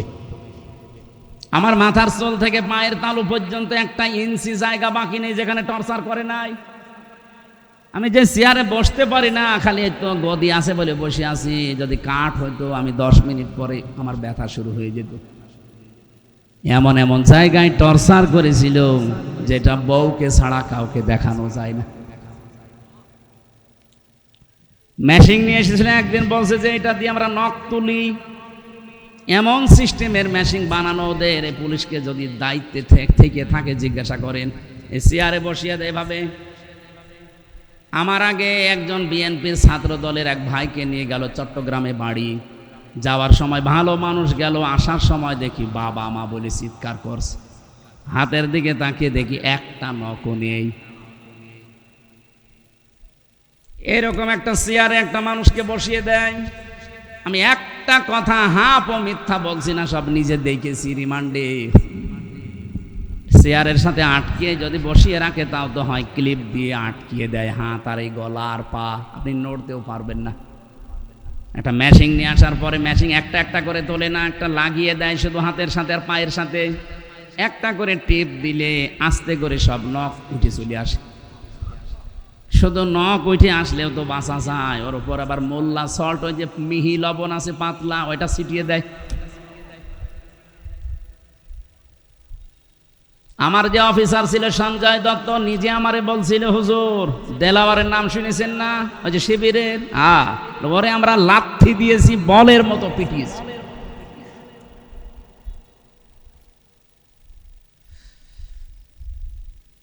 দাড়ি পাল্লার প্রতীক শুধু আমরা দেখতে পাচ্ছি, কিন্তু ন্যায় বিচার আজও পাইনি। আমার মন ডেকে বলে, এবার যদি সত্যিই দাড়ি পাল্লা আমরা দেখতে পাই, আমরা চাচ্ছি যারা দায়িত্বে আছে, ন্যায়ের এই পথিক, এই দাড়ি পাল্লা এবং নিবন্ধন ফেরত দেওয়া লাগবে। এত মানুষ জীবন দিয়েও যদি বৈষম্যের শিকার হয়ে থাকা লাগে, তা আবার কি আগস্টের 5 তারিখ আসলে আপনারা কিছু নেবেন? ভার সহ্য করতে পারবেন না। আগস্টের 5 তারিখ আসার আগে যেন দেশটা স্বৈরাচার মুক্ত যেমন হয়েছে, বৈষম্য পুরা মুক্ত হয়ে যায়। যারা উল্টা পাল্টা কথা বলেন বিভিন্ন জায়গা থেকে মাল পানি খেয়ে, তারা একটু থামেন। আমরা জানি দেশের মানুষ এখন আর পাগল নেই, আগস্টের 5 তারিখের আগে নেই। হাঁ করলে আমরা বুঝে ফেলি হয় হালসা নাই হাসাদা। কথা বলেন না কেন? আপনি বাঙালিকে আর কতদিন হাইকোর্ট দেখাবেন? সবই যখন হয়ে যাচ্ছে, আমরা চাই আগামীতে এই ন্যায় বিচারটাও যেন এদেশে কায়েম হয়। এই জন্য আল্লাহর আইন শুধু হলে হবে না, আল্লাহর আইন পালন করার জন্য সৎ লোক লাগবে। ডক্টর সুলতান আহমেদের মতো মানুষ সামনে 300 নির্বাচিত হবে। এর ভেতরে 151 জন যদি এমন তৈরি হয় যারা কোরআন বুকে নিয়ে সংসদে যেতে পারবে। কথা বলে না কেন? 151 জন সুলতান সাহেব যদি যায় সংসদে, প্রথম অধিবেশনে যদি বলে, মাননীয় স্পিকার আমরা নামাজের বিল চাই, আমরা জাকাত ভিত্তিক অর্থনীতি চাই, উনি যদি বলে হাত তোলেন কারা চান, 300 এমপির ভেতরে যদি 151 জন সুলতানের মতো মানুষ হাত তোলে, ওই দিনই বিলটা কায়েম হয়ে যাবে। পরের দিন 18 কোটি মানুষ এই দেশে নামাজ পড়তে বাধ্য। বলেন, আপনি ভোট দিয়েছিলেন সুলতান সাহেবকে একটা, আর মানুষ নামাজ পড়ছে কত? প্রতিদিন আপনি 18 কোটি মানুষের নামাজ পড়ার সওয়াব একা একা পেয়ে যাবেন। তাহলে এটা আপনার কাছে রাজনীতি মনে হয়, দুনিয়ার কাজ মনে হয় কি করে? আপনাকে দিলে মনে হয় ভোট, আর ওনাকে দিলে মনে হয় ধর্মের নামে রাজনীতি। ভণ্ডামি করার জায়গা পান না? এরকম কিছু পাগল দেশে আছে না? তাদের কথা এইটা যে আপনারা ইসলাম নিয়ে রাজনীতি করেন। তো ইসলাম নিয়ে রাজনীতি না করলে যেটা করবেন ওটা হবে দুর্নীতি। এটা 55 বছরে প্রমাণ হয়নি। যারা ইসলামের বাইরে রাজনীতি করেছে তারা দুর্নীতি করেছে, যারা ইসলাম দিয়ে রাজনীতি করেছে তাদের রাজনীতি জীবন কত স্বচ্ছ। মাওলানা মতিয়ার রহমান নিজামী হাফিজাহ কি রহমতুল্লাহ আলাই, আমার কুষ্টিয়ার নিজের সাক্ষী আমি, যে চিনির মিল আছে, যে আখ সেন্টারের মিল নেই, ওটা স্বাধীনতার পর থেকে আজ পর্যন্ত কোনোদিন লাভের মুখ চোখে দেখে নাই। শুধু একবার লাভ হয়েছিল, যেইবার মাওলানা নিজামী সাহেব মন্ত্রী ছিলেন, ওই একবার। কেন বার এই 54 বছরে হয় না কেন? তার মানে দুর্নীতি হয়। কথা বলেন। এমনকি চুয়াডাঙ্গার দর্শনা যে কেরুজ মিল, চিনির মিল, এই 54 বছরে কোনোদিন লাভ হয়নি। একবার শুধু তারা লাভের মুখ চোখে দেখেছিল, যেইবার শিল্পমন্ত্রী ছিল মাওলানা নিজামী। আমি নিজে ওই সময় তখন ওখানে পড়তাম দর্শনা মাদ্রাসায়। আমার নিজের চোখে দেখা, শুনলাম যে মানুষটা সৎ হলে যে কি হয়, নিজে চোখে দেখেছি। মাওলানা নিজামী যাকে পাঠিয়েছেন, এরকম একটা ছোটখাটো মানুষকে, ছোট্ট মানুষকে পাঠিয়ে দিয়েছে। উনি এমডি, উনি রাত 3টার সময় এসে পৌঁছিয়েছে, কাউকে কিছু বলে নাই। সকাল 10টা থেকে যেহেতু ডিউটি শুরু হবে, মেন গেটে যাবার পরে দারোয়ানকে পরিচয়ও না দিয়ে চুরি করে একেবারে গোপনে এসেছে। দারোয়ানকে বলছে যে ভাই, আপনার পোশাক আশাকগুলো আমারে দেন, আপনি বাড়ির কাজ করে আসেন। বলা এটা করলে আমার চাকরি থাকবে? বলে চাকরি থাকে না, না থাকে আমি দেখবো। গোপন কথা কিছু না বলে পোশাকটা নিয়ে বলছে আপনি ভেতরে থাকেন, এই রুমের ভেতরে আমি দাঁড়িয়ে থাকবো এই গেটের সামনে। গেটের সামনে দিয়ে একটা একটা করে আসে, গাড়ি ঢুকিয়ে দেয়, জিজ্ঞাসা করে ঠিক আছে, হ্যাঁ ঠিক আছে। 10টার সময় অফিস একজন এসেছে, 11:40-এ ওই সময় উনি গেট বলছে না, খোলা যাবে না। এই গেট খোলা যাবে না, দারোয়ানের এত ক্ষমতা। আমি এই পুরো প্রতিষ্ঠানের 3 নাম্বার দায়িত্বে আছি, এত বড় একজন মানুষ আমার ঢুকতে দেবেন না? না স্যার, আপনাকে আজকে ঢুকতে দেওয়া যাবে না, কারণ সময় এখন 11:40 বাজে, আর আপনার 10টায় আসার কথা। সময়ের জ্ঞান তোমার কাছে শেখা লাগবে। তুই তো কারি করেছে, গালি মন্দ দিয়েছে, রাগ হয়ে গেছে তো ঢুকতে দেয় না। তখন আর কি করবে, বাধ্য হয়ে শেষে মা তুলে গালি দেবে, এমন পর্যায়ে বলছে ঠিক আছে স্যার আপনি যান। দারোয়ানকে বলছে বেটা, এবার তোর পোশাক আশাক নিয়ে তুই দায়িত্বে থাক। চলে গেছে ওনার অফিসে, যে ডাক দিয়েছে যে ওই লোকটাকে ডাক দাও, ওই অফিসারকে। এসে দেখছে যে তাকে আমি দারোয়ান বলে এতক্ষণ গালিগালাজ করে আসলাম, সেই লোক এখন এমডি চেয়ারে। গত রাত 3টায় এসে পৌঁছিয়েছে, গোপনে, কেউ জানে না। পৌঁছিয়ে শেষ, ওনারে বলছে আপনি বসবেন না, দাঁড়ান।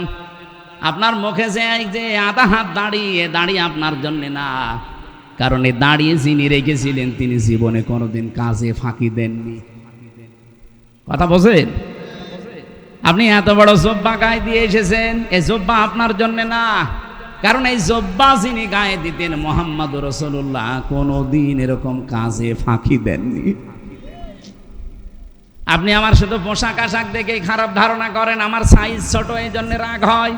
আরে ভাই, তাকওয়া তো শুধু পোশাকের ভেতরে না, দাড়ির ভেতরে না, টুপির ভেতরে না, তাকওয়া হচ্ছে অন্তরে। আজকে যদি এইটা আমরা ঠিক করতে পারতাম, এরকম সৎ মানুষ বাংলাদেশে খুব বেশি না, মাত্র 1628 জন তৈরি হয়ে যায়, এই দেশটা আল্লাহর কসম মালয়েশিয়ার মতো দাঁড়িয়ে যাবে।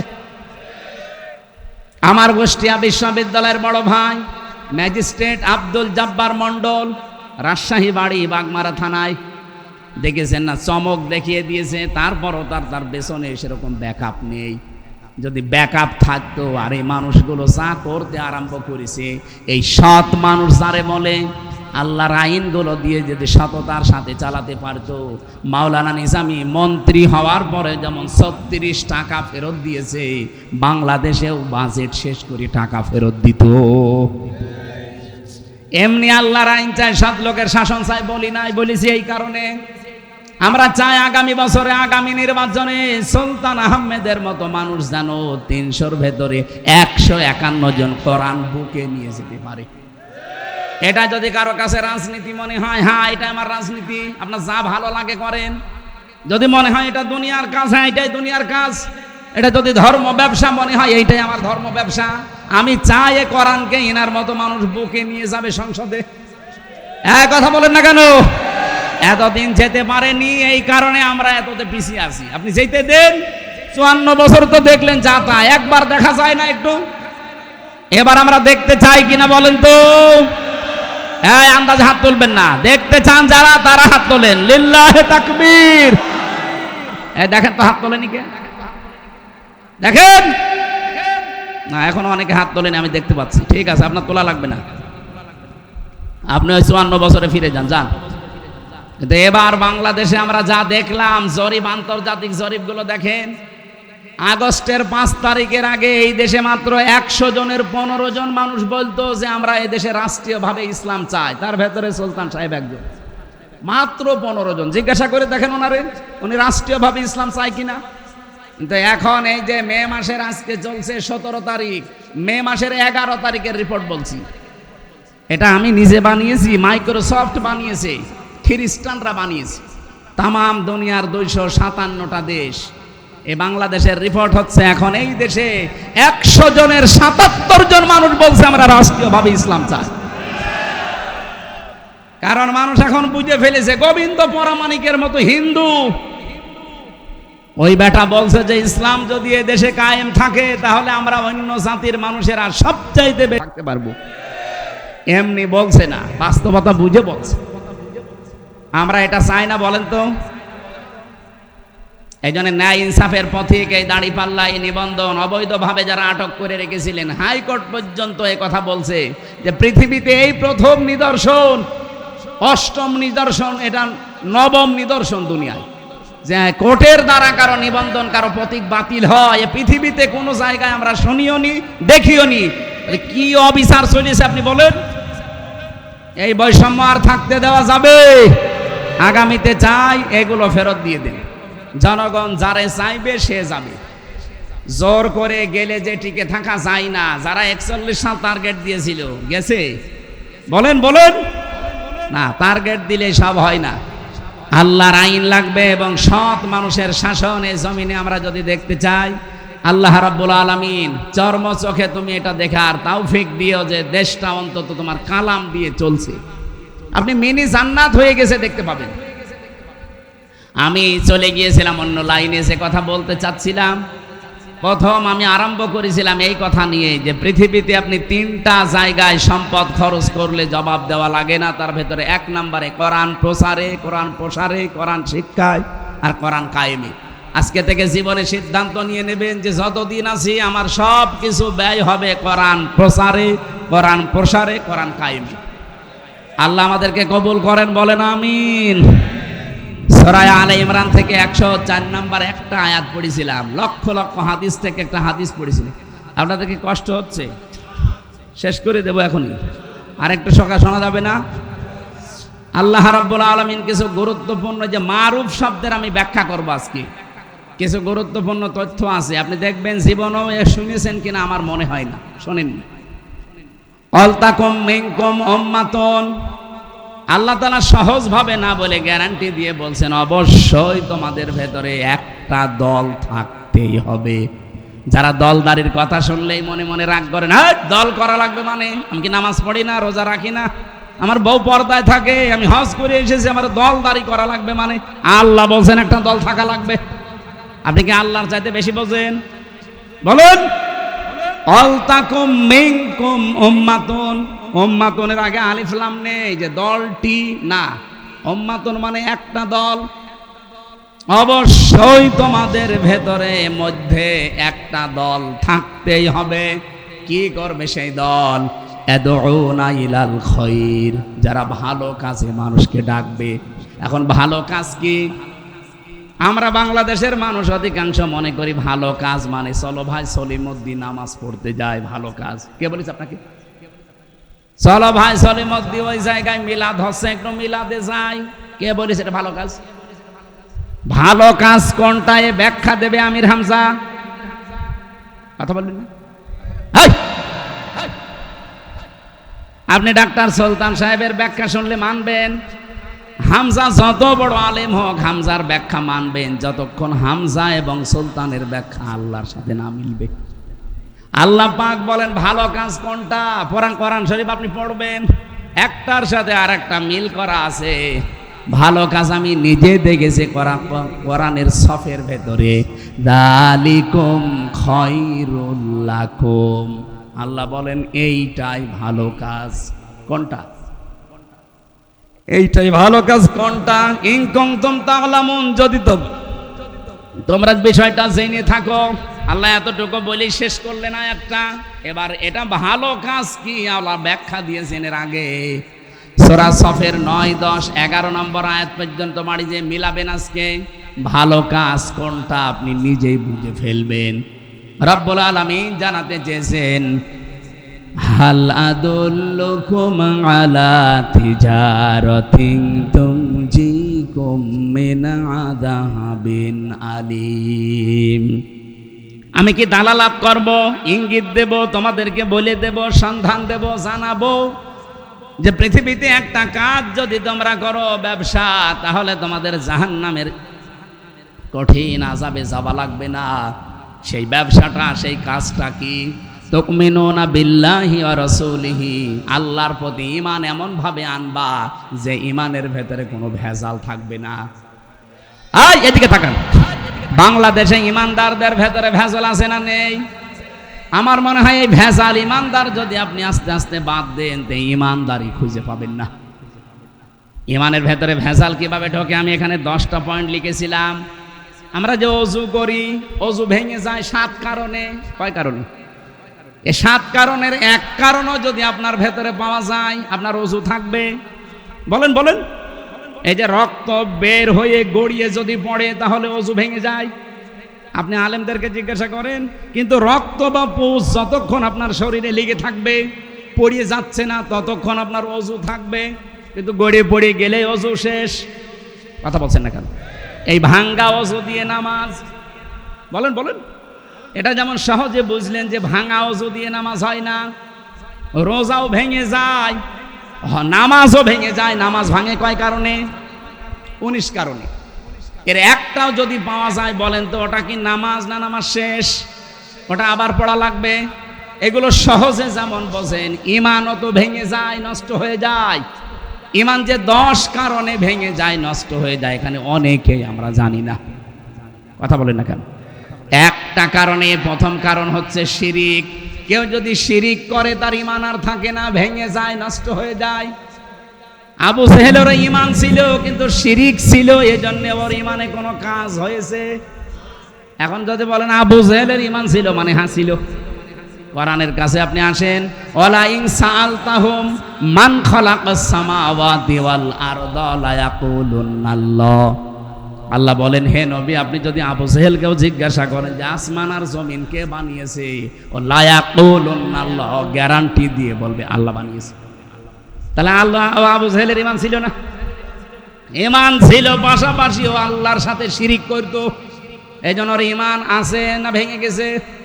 বাংলাদেশে বহু ঈমানদার আমরা এখন ঈমানের দাবি করছি, কিন্তু ঈমান নেই, ঈমান ভেঙে গেছে। ও বাংলার মুসলমানেরা, এই জন্য এই ব্যবসা করে যদি আপনি জাহান্নাম থেকে বাঁচতে চান, আর এইটাই যেহেতু ভালো কাজ, তাহলে ঈমান আনা লাগবে শিরিক মুক্ত না শিরিক যুক্ত। এরপরে রাসূলিহি, রাসূলের উপর ঈমান আনা লাগবে। তার মানে নবুয়তের যে জিন্দেগি 40 থেকে 63, এই 23 বছরের 1 সেকেন্ডও আপনি বাদ দিতে পারবেন না। এক কথা বলেন না কেন? উনি যা যা করেছিলেন এই নবুয়তের জিন্দেগিতে, তাই করা লাগবে।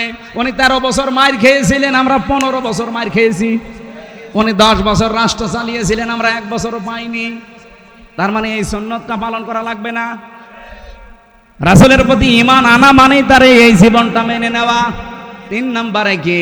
অতুজাহিদুনা ফি সাবিলিল্লাহ বিআমওয়ালিকুম ওয়া আনফুসিকুম। আল্লাহ পাক বলেন, তারা যুদ্ধ করবে, জিহাদ করবে, সংগ্রাম করবে, আন্দোলন করবে জান আর মাল দিয়ে, যার তার রাস্তায় না, আল্লাহর রাস্তায়। বলেন বলেন। ওয়া ইয়া'মুরুনা বিল মারুফ, তারা ভালো কাজে আদেশ করবে। বড়গুনাবাসী, ঈমান থেকে এবার কথা বলবেন, এই বাংলাদেশে কি ভালো কাজের আদেশ আছে না অনুরোধ আছে? কি আছে? বলেন বলেন। আল্লাহকে এখানে পুরা কোরআনে কোন জায়গায় আপনি পাবেন যে ভালো কাজে অনুরোধ করো? না। হয় তা'মুরুনা না ইয়া'মুরুনা, আপনাকে আদেশ করা লাগবে। আর আদেশের জায়গায় না থাকলে আদেশ করা যায় না। চেয়ারে না থাকলে আপনার আদেশ কেউ শুনবে? বলেন বলেন। আপনি যে আলটা যে খালি রাজনীতি মনে করেন, এইটাই আসল নীতি। আল্লাহ বলেন ওয়ায়ামুরুনা বিল মারুফ, তারা ভালো কাজের দিকে মানুষকে ডাকবে। ভালো কাজ কোনটা? ওই যে যেটা বললাম, আল্লাহর জমিনে আল্লাহর রাস্তায় জান আর মাল খরচ করা, এটা ভালো কাজ। ওয়ায়ামুরুনা বিল মারুফ, তারা ভালো কাজে আদেশ দেবে। এই বাংলা অর্থটা আসলে ঠিক নেই। এই আয়াতের ভেতরে বাংলা অর্থ এটা হয় না। ইয়ামুরুনা, তারা আদেশ করবে, অনুরোধ করবে না, আদেশ করবে, নির্দেশ দেবে, আইন জারি করবে। কিসের? বিল মারুফ। মারুফ মানে কি? এই যে এই ব্যাখ্যাগুলো ঠিক না ভাই, এগা আধুনিক ব্যাখ্যায় নিয়ে আসবেন এই শব্দগুলো। মারুফ শব্দের শাব্দিক অর্থ, এর আগে দেখবেন আলিফ লাম এ দিন নির্দিষ্ট করে দিয়েছেন মারিফা, এর আগে বা আছে। ওয়ায়ামুরুনা বিল মারুফ, আমি আলেমদেরকে বলছি এবার এটা দরকার। এই মারুফটা বোঝাতে হলে আরাফা ইয়ারিফু উরফুন, এর বাংলা অর্থ হচ্ছে পরিচিত হওয়া। কি পরিচিত হওয়া? না পরিচিত আপনি কোথায় হইলেন? আল্লাহ যে নির্দেশ করলেন যে পরিচিত কাজগুলো তোমাকে নির্দেশ দেওয়া লাগবে। পরিচিত কাজ কি? এই পরিচিত কাজ জানার জন্য আপনাকে একটা ক্লাসে যাওয়া লাগবে। এই এদিকে তাকান, যে চলে যায় যাক, আপনি শোনেন আগে। এই যে পরিচিত কাজ, একটা শব্দ শুনবেন, এরকম 918টা জিনিস আপনি একবারে জেনে ফেলবেন। কোরআন এই একটা শব্দের ভালো করে ব্যাখ্যা বোঝেন। যেহেতু আল্লাহ ইয়ামুরুনা বিল মারুফ, তারা আদেশ করবে পরিচিত জিনিস। পরিচিত জিনিস কি? আর আমরা পরিচয় হলাম কোন দিন থেকে? কখন আমার সাথে এর পরিচয় আছে? একটা ক্লাসে আপনি ফিরে যান, ওই ক্লাস থেকে আপনি পরিচিত জিনিসগুলো জানতে পারবেন। যে ক্লাস আল্লাহ নিজে নিয়েছিল, আর একজন নবীর মাধ্যমে আল্লাহ ক্লাস করিয়েছেন। ও আল্লামা আদামাল আসমা কুল্লাহা। কি শোনেন এই আয়াত? আল্লাহ শিক্ষা দিয়েছিলেন আদমকে। কি শিক্ষা? এসএমের বহু বচন আসমা। ওয়া আল্লামা আদামাল আসমা কুল্লাহা, তার কাছে যা ছিল সব জিনিসের নাম তিনি শিখিয়েছিলেন। না, এটা বাংলা অর্থ ভুল। কে বলেছে এসএমের বহু বচন আসমা দিলে আপনি অর্থ করতে পারবেন? আমরা অধিকাংশ আলেম মনে করি এখানে আল্লাহ মনে হয় আদমকে এই ক্লাসে শিখিয়েছিলেন নাম মানে এই গরু, ছাগল, হাঁস, মুরগি, ঝিঙা, পটল, এই সমস্ত জিনিসের নাম। নাকি আপনি কোনো দিন আপনি চিন্তা করেছেন বলেন তো, যে আল্লাহ নিজে ক্লাস নিচ্ছে, আর এখানে ক্লাস করছে আমার মতো সলিমদ্দি গলিমদ্দি না। কে? নবী, একজন নবী আদম আলাইহিস সালাম। আর ক্লাসরুম যেটা, ওটা কি এই বড়গোনা বেতাগি? কোন জায়গা? জান্নাত। ক্লাসরুম অনুযায়ী এই যে বিশ্ববিদ্যালয়গুলো যে এই যে মার্কিং করা হয়, 1000-এর ভেতরে বাংলাদেশ নেই কেন? কারণ ওই সমস্ত জায়গায় যে র্যাঙ্কিং, যে অবস্থান, তাদের স্তরগুলো কি দিয়ে তারা র্যাঙ্কিং করে? ক্লাসরুমের ভেতরে এমন এমন কিছু তারা সেট করেছে যা থেকে এমন কিছু বের করা যায়। ওই 1000-এর ভেতরে বাংলাদেশ নেই কেন? এই কারণে নেই, কারণ এখানে 1000-এর ভেতরে থাকার মতো যোগ্যতা পর্যন্ত আপনি যেতে পারেননি। তাদের যে গবেষণা সেল, গবেষণাগার, যে কিতাব, যে আধুনিক যন্ত্রপাতি তারা সেট করেছে। আমি মালয়েশিয়া ইন্টারন্যাশনাল ইসলামিক ইউনিভার্সিটিতে গিয়েছিলাম, ওদের লাইব্রেরিতে ঢুকে দেখি আমার কুষ্টিয়া বিশ্ববিদ্যালয়ের লাইব্রেরির কমপক্ষে 50 গুণ বড়। এখানে কিতাব খুঁজতে হলে 10 মিনিটে সব শেষ, আর ওখানে কিতাব খুঁজতে হলে কম্পিউটার লাগে। কত তালায়, কত কত সেলফে কোন কিতাবটা আছে, আপনি কম্পিউটারে টিপ দেবেন, ওই জায়গায় যাবেন, তারপরে আর ঘুরে ঘুরে যদি দেখতে হয় 3 দিন পর একটা কিতাব পাবেন। ক্লাসরুম এবং গবেষণাগার ওই পর্যায়ের না হলে গুরুত্বপূর্ণ জিনিস ওখান থেকে শিক্ষা দেওয়া যায় না। আপনি এখান থেকে মিলান, একটা ক্লাস নিচ্ছে আল্লাহ নিজে, শিক্ষক উনি নিজে, ছাত্র আমার মতো হামজা না। ছাত্রকে আদম নবী, একজন নবী, ছাত্র তাও প্রথম নবী। এরপরে ক্লাসরুমও সাধারণ জায়গা না, ক্লাসরুম সরাসরি কি মনে হয় ওখানে আল্লাহ আলু, পটল, ভেঙা, সেগুন, এই বাঁশ, খেতা, এগুলো শিখিয়েছে। কি শিখিয়েছে? এই যে ইয়ামুরুনা বিল মারুফ, আমরা যেটা বলি যে সৎ কাজের আদেশ করো, কে বলেছে আপনাকে?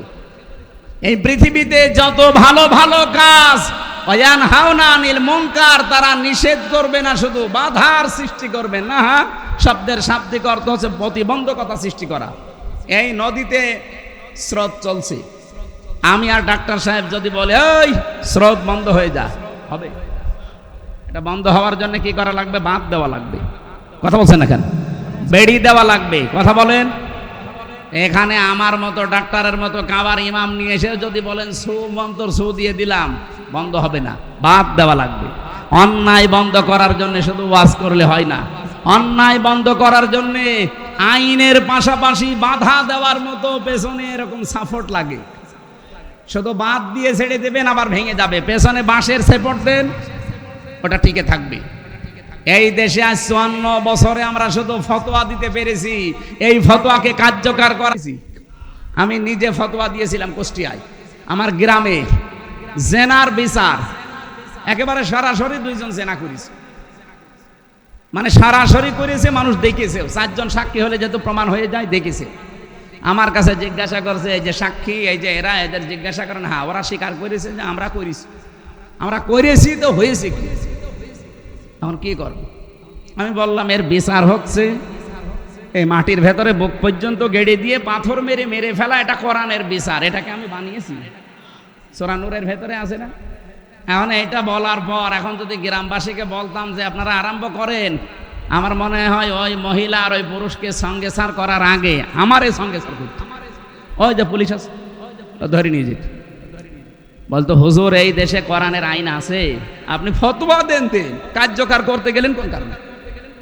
আল্লাহ বলেন ওয়ায়ানহাউনা আনিল মুনকার, অন্যায় কাজে শুধু নিষেধ করবে, বাবা সলিমুদ্দিন এটা করো না। না, ইসলামের আইনগুলো অনুরোধ না, এটা আদেশ, ডু ইট, এটা কর। আল্লাহ কি এরকম আদেশ করে নাই কোরআনে? নাকি বাবা সলিমুদ্দিন চলো একটু নামাজ পড়তে যায়? কে বলিস আপনাকে? ওয়ায়ানহাউনা আনিল মুনকার, বাধার প্রাচীর তৈরি করা লাগবে। আমরা 54 বছর এটা পারি নাই, যেহেতু এই যে ভালো কাজ কোনটা এটা আজও আমরা জানি না অনেকে। এটা ক্লাসরুমে আল্লাহ শিখিয়েছিলেন আদমকে। এই আসমা মানে শুধুমাত্র নাম না, এই গাছপালা মাইক এগুলোর নাম না। এই আসমা মানে যত রকমের ভালো ভালো কাজ আছে, এই অন্যায়ের বাধা দেওয়া আছে, সবগুলো ওই ক্লাসে আমাদের আদম নবীকে, আদি পিতাকে আল্লাহ একদিনে শিখিয়েছিলেন, যেটা ফেরেশতারা জানতো না। কি কথা বলেন না কেন? ওই দিন থেকে আমরা যেহেতু আদমের পৃষ্ঠদেশ থেকে বের হওয়া, ওয়াইদ আখাযা রাব্বুকা মিন বানি আদামা মিন যুহুরিহিম যুররিয়াতাহুম, স্মরণ করো ওই সময়ের কথা যখন আদম নবীর পৃষ্ঠদেশ থেকে তার সন্তানদেরকে আমি আল্লাহ বের করেছিলাম। যেহেতু আমাদের বাবা ক্লাস করেছিলেন, বাবার পেট থেকে আমরা বের হয়েছিলাম, উনি যা যা জেনেছেন সবগুলো আল্লাহ আমাদেরকে ওই বাবার পিঠ থেকে বের করার সময় জানিয়ে দিয়েছে। এজন্য দুনিয়ায় আসার পরে কেউ যদি লেখাপড়া নাও করে, ও যদি জ্ঞান অর্জন নাও করে, ওই এক ক্লাসে যা পেয়েছে কোনটা ন্যায় কোনটা অন্যায় ও কিন্তু এমনি জানে। এক কথা বললেন না কেন? এই যে ন্যায় কোনটা অন্যায় কোনটা আপনাকে কোন ক্লাসে শিখিয়েছে বলেন? ওই ক্লাসে যেদিন আমার বাবা ক্লাস করেছিল। আমরা এইভাবে যদি আসমার ব্যাখ্যাগুলো আর শোনাতে পারতাম সারা দেশে, যে ভালো ভালো কাজ কোনটা, এখানে 500টা ভালো কাজের নাম আছে। কয়টা জানি আমরা ভালো কাজ? খালি ভাই সলিমুদ্দিন নামাজ পড়তে যায়, চলো রোজা রাখি, চলো একটু দাড়ি রাখি, এই ভালো কাজ? ইসলামের কোন কাজে অনুরোধ আছে? সব কাজে আছে আদেশ। যেই দল এই কাজগুলো করতে চায় যে ভালো কাজে আদেশ করা হবে, অন্যায় কাজে বাধার প্রাচীর তৈরি করা হবে, আল্লাহ বলেন উলাইকা হুমুল মুফলিহুন, এরাই সফল কাম। বাংলাদেশে 73টা দল কাজ করছে। বিবেক দিয়ে বলেন যে এই কর্মসূচিগুলো কোন দলে আছে? যাদের দলে আছে সেই সফল কাম দলে আপনাকে থাকার আহ্বান জানাচ্ছে। এখন যদি আপনার মনে হয় যে না এটা রাজনীতি, হ্যাঁ এটাই আমার রাজনীতি, কোন আলেম নিয়ে এসে বসাবেন, এখানে বসেন, আমার আয়াতের ব্যাখ্যা ভুল ধরতে। আমরা আসমার ব্যাখ্যা বুঝি না, মারুফের ব্যাখ্যা বুঝি না, নাহার ব্যাখ্যা বুঝি না, ওই মানধাতা বলে যা লেখা আছে ওইটা পড়ে পড়ে শেষ করে দিই। আজ ভালো কাজগুলো আমরা একটা অনেকে জানি না। 500 ভালো কাজ আছে এই কোরআনে, নিষেধ আছে 500, একটাও চলে না। আন্দাজে বিশাল মমিন হয়ে বসে আছে। সফলতার জন্য সূরা বালাদের যেটা পড়েছিলাম না, 5টা গুণ থাকা লাগবে। তার প্রথম গুণ এইটা যে মানুষের দাসত্ব থেকে মানুষকে যারা মুক্ত করার জন্য চেষ্টা চালায়, আও ইউতাআমুন ফি ইয়াউমিন ফি মাসগাবা, যারা এতিম মিসকিন অসহায় এদের পাশে যারা দাঁড়ায়। আগস্টের 5 তারিখের পর থেকে আপনি তাকান, কত জায়গায় বন্যা দুর্ভিক্ষ দেখা দিয়েছিল বিভিন্ন এলাকায়। এদেশের টাকাওয়ালা মানুষ নেই, কয়জন এগিয়ে গেছে? আমরা তো দেখলাম শুধু জামাত ইসলামী বাংলাদেশ, এরা এদের নিজের সংসার চলে না, তারপরও ফেনিতেছে, হাঁটু পানিতে গলা পানিতে নেমে নেমে খাবার দিয়ে আসতেছে। আপনাকে এগুলো ওয়াজ করে বোঝানো লাগবে, আপনি দেখেননি? সফল হওয়ার জন্য তারা কোরআন থেকে কর্মসূচি নিয়েছে, আর আপনি সফল হওয়ার জন্য আমেরিকার কাছ থেকে নিয়েছেন, জীবনও সফল হতে পারবেন না। এতিমাং দা মাকরাবা, গরীব থেকে এসেছে এটা। যারা এতিম মিসকিন অসহায় মানুষ এদের পাশে যারা দাঁড়ায়, আত্মীয়র পরিচয় দেয়। বহু মানুষ এই বড়গোনায় আছে, ধর্ম আত্মীয় পাতিয়েছে, সেই বরিশাল মাসে মাসে 3 বার করে যায়, আর নিজের বোন গরিব, একদিনও যায় না। কথা বলুন, আপনি সফল হতে পারবেন? আর এগুলোর পেছনে যারা কলকাঠি নাড়ায় তারা হয় আপনার শাশুড়ি, নয় আপনার বউ। আপনার বউর কারণে, শাশুড়ির কারণে, পরিবারের কারণে রক্তের সম্পর্কগুলো আজ আমরা ঠিক রাখতে পারি না। নিজের আপন ভাইয়ের সাথে আমার মিল নেই আমার বউর কারণে। আমার নিজের আপন বোনের বাড়ি আমি যেতে পারি না, তার হক আদায় করতে পারি না আমার বউর কারণে। এরকম বউ দেশে নেই? কার বউ এরকম মন ছোট? হাত তোলেন তো। একজন, তাও তো আল্লাহর ওলি একটা আছে। এই না, ওই এমনি হাত তোলে না, ওই তো কোন জাহান্নামে আছে ও টের পাচ্ছে। সম্মানিত মা বোনরা, আপনারা এসেছেন কেন আমি জানি না। আপনারা শুধু নামাজ পড়া, রোজা রাখা আর কালো বোরকা পরায় মনে করেন ইবাদত। কে বলেছে আপনাকে? স্বামীর কাছে বারবার বলবেন যে যার যার সাথে রক্তের সম্পর্ক আছে এগুলো ঠিক রাখো। নবীজি বলেন, যদি কোনো স্ত্রী চায় যে আমার স্বামী আরো বেশি দিন বেঁচে থাক, আমার স্বামীর সংসার, সম্মান, রিজিক আরো বেড়ে যাক, সেজন্য বারবার স্বামীকে বারবার এই কথা বলে যে স্বামী যা করো রক্তের সম্পর্ক যেন নষ্ট না হয়। আজ অনেক সন্তান তার নিজের আপন মা বাবাকে আলাদা করে দিয়ে সম্পর্ক নষ্ট করে ফেলছে। এর পেছনে দায়ী কে? বউ। বলেন বলেন, আমি কি একটু বেশি বলে ফেললাম? আমি নিজে দেখতেছি বাংলাদেশে বহু পরিবার এটা চলছে। সম্মানিত মা বোনেরা, এই জায়গায় একটু উদার হবেন। কয়দিন থাকবেন দুনিয়ায়? আপনার কারণে যদি এর আপন মা, আপন বাবা নারাজ হয়ে যায়, আল্লাহর আরশ পর্যন্ত নারাজ হয়ে যাবে। এই যে রাজশাহীতে সেই দিন 4টা ছেলে মেয়ে, তারপরও মুরব্বী যে টেনে মাথা দিয়ে মরে গেল। কি একটা দুঃখ! মানসিক যন্ত্রণায় থাকলে একটা জিন্দা মানুষ এই কাজ করতে পারে? এই যে পলাশ সাহা এএসপি, এই যে স্যারকে জিজ্ঞাসা করে দেখেন, একজন এএসপি, তার মানে একটা জেলার দ্বিতীয় দায়িত্বে আছে সেই লোকটা, খালি বউ আর মা, এই 2 জনের মনোমালিন্যের কারণে লোকটা দুনিয়া থেকে বিদায় নিয়ে নিজের অস্ত্র দিয়ে নিজে মরে গেছে। মা বোনেরা, আমি আশা করছি শাশুড়ি যারা এসেছেন পুত্রবধূকে একটু ছাড় দেবেন আপনার ছেলেটার জন্য। আর বউ যারা এসেছেন, যেহেতু 25-30 বছর আমার পেছনে আমার মা আর বাবা শ্রম দিয়েছে নিঃস্বার্থভাবে, সুতরাং কিছু না কিছু সহ্য করা লাগবে। আল্লাহ আমাদের পরিবারটা, এই যে এতিমাং দা মাকরাবা, নিকট আত্মীয় যারা অসহায় এতিম, এই মানুষগুলোর যারা খোঁজ খবর রাখে, আও মিসকিনাং দা মাতরাবা, যারা ধলি মলিন অসহায়, যারা কাজ করে খায়, এদের কাছে যারা এগিয়ে যায়। আজ বাংলাদেশে বললাম 73টা দল, কিন্তু একটা দলের কর্মসূচি এই অনাথ, ধোলামলিন, শরীরের ভেতরে ঘাম ঝরছে, গন্ধ বের হচ্ছে, এরকম মানুষের কাছে যে খাবার, পানি, স্যালাইন এই গরমের ভেতরে দিয়ে বেড়ায়। এ জেলায় দিয়েছে কিনা আমি জানি না, আমার কুষ্টিয়াতে অলরেডি দিয়েছে এবং দেখতেও পাচ্ছি। অনেক মানুষ আবার টিটকারি করে, 20 টাকার পানির বোতল আরে 10 টাকার স্যালাইন, 30 টাকা দিয়ে আবার। আপনি 30 টাকাও দিয়েছেন? কত 30 টাকা অন্তত দিয়েছে এক একজনকে। যদি 500 মানুষকে দেয় কত 30 হয়? আর আপনি কয় টাকা দিয়েছেন? আপনি তো ঘর থেকেই বের হন না। এই কর্মসূচি যারা হাতে নিয়েছে তারা বানিয়ে না, কোরআন থেকে নিয়েছে। সুম্মা কানা মিনাল্লাযীনা আমানু, তাদের আরেকটা গুণ আছে, তারা ঈমান আনার পরে ওয়াতাওয়াসাউ বিস সাবরি ওয়াতাওয়াসাউ বিল মারহামা, দুনিয়ায় যত কঠিন পরিস্থিতি হোক ধৈর্য ধারণ করে, সবর করে, যে যার পাপের শাস্তি সে পেয়ে যাবে। এবং তারা রহমদিল হওয়ার জন্য একে অন্যকে উপদেশ দেয়, ওলাইকা সাহাবুল মাইমানা। আল্লাহ পাক বলেন এই মানুষগুলোই সৌভাগ্যশালী, এরাই সফল কাম হবে। আল্লাহ এদের দলে শামিল হওয়ার তৌফিক আমাদের দান করেন, বলেন আমিন। আমি জেলখানায় বসে বসে যেই কাজগুলো করেছিলাম তার ভেতরে অন্যতম একটা বই লিখা, বহু কষ্ট করে পারিবারিক জীবন নিয়ে, মেয়েদের এই জীবন নিয়ে লিখেছিলাম। আর বাইরে থাকতে লিখেছিলাম 6টা। এই 7টা বই আমার এখন পাবলিশড আছে। তার ভেতরে এই বইটা গুরুত্বপূর্ণ। এটা দাম্পত্য সমস্যা এবং তার সমাধান মেয়েদের জন্য, যারা আছেন মায়ের জন্য, মেয়ের জন্য, বোর জন্য নিয়ে যাবেন, যে পড়াবেন। 120 পৃষ্ঠা আছে। আর একটা আছে শিক্ষিত মানুষদের জন্য, সৃষ্টি নিয়ে লিখেছিলাম, এটাও শিক্ষিত মানুষরা পারলে নিয়েছেন। আর একটা আছে মেয়েদের আদর্শ, কারা কারা আদর্শ হবে। আজকে যে নারী কমিশন জমা দিচ্ছে, যা আজকে সকালে মিছিল করেছে, যারা বাঁধন সহ যারা মিছিল করেছে, ওইগুলোকে আপনার আদর্শ হবে নাকি আর আদর্শ হবে কারা? এর মধ্যে আছে, ওই গাড়িতে আছে মনে হয় নাকি, এই যে বামে গাড়িতে আছে, যাওয়ার সময় নিয়েছেন। আল্লাহুম্মা আমিন। লা ইলাহা ইল্লা আনতা সুবহানাকা ইন্নী কুনতু মিনাজ জালিমিন। আল্লাহুম্মা গফিরলি ওয়ারহামনি ওয়াহদিনি ওয়াফিনি ওয়ারযুকনি ইয়া রাব্বাল আলামিন।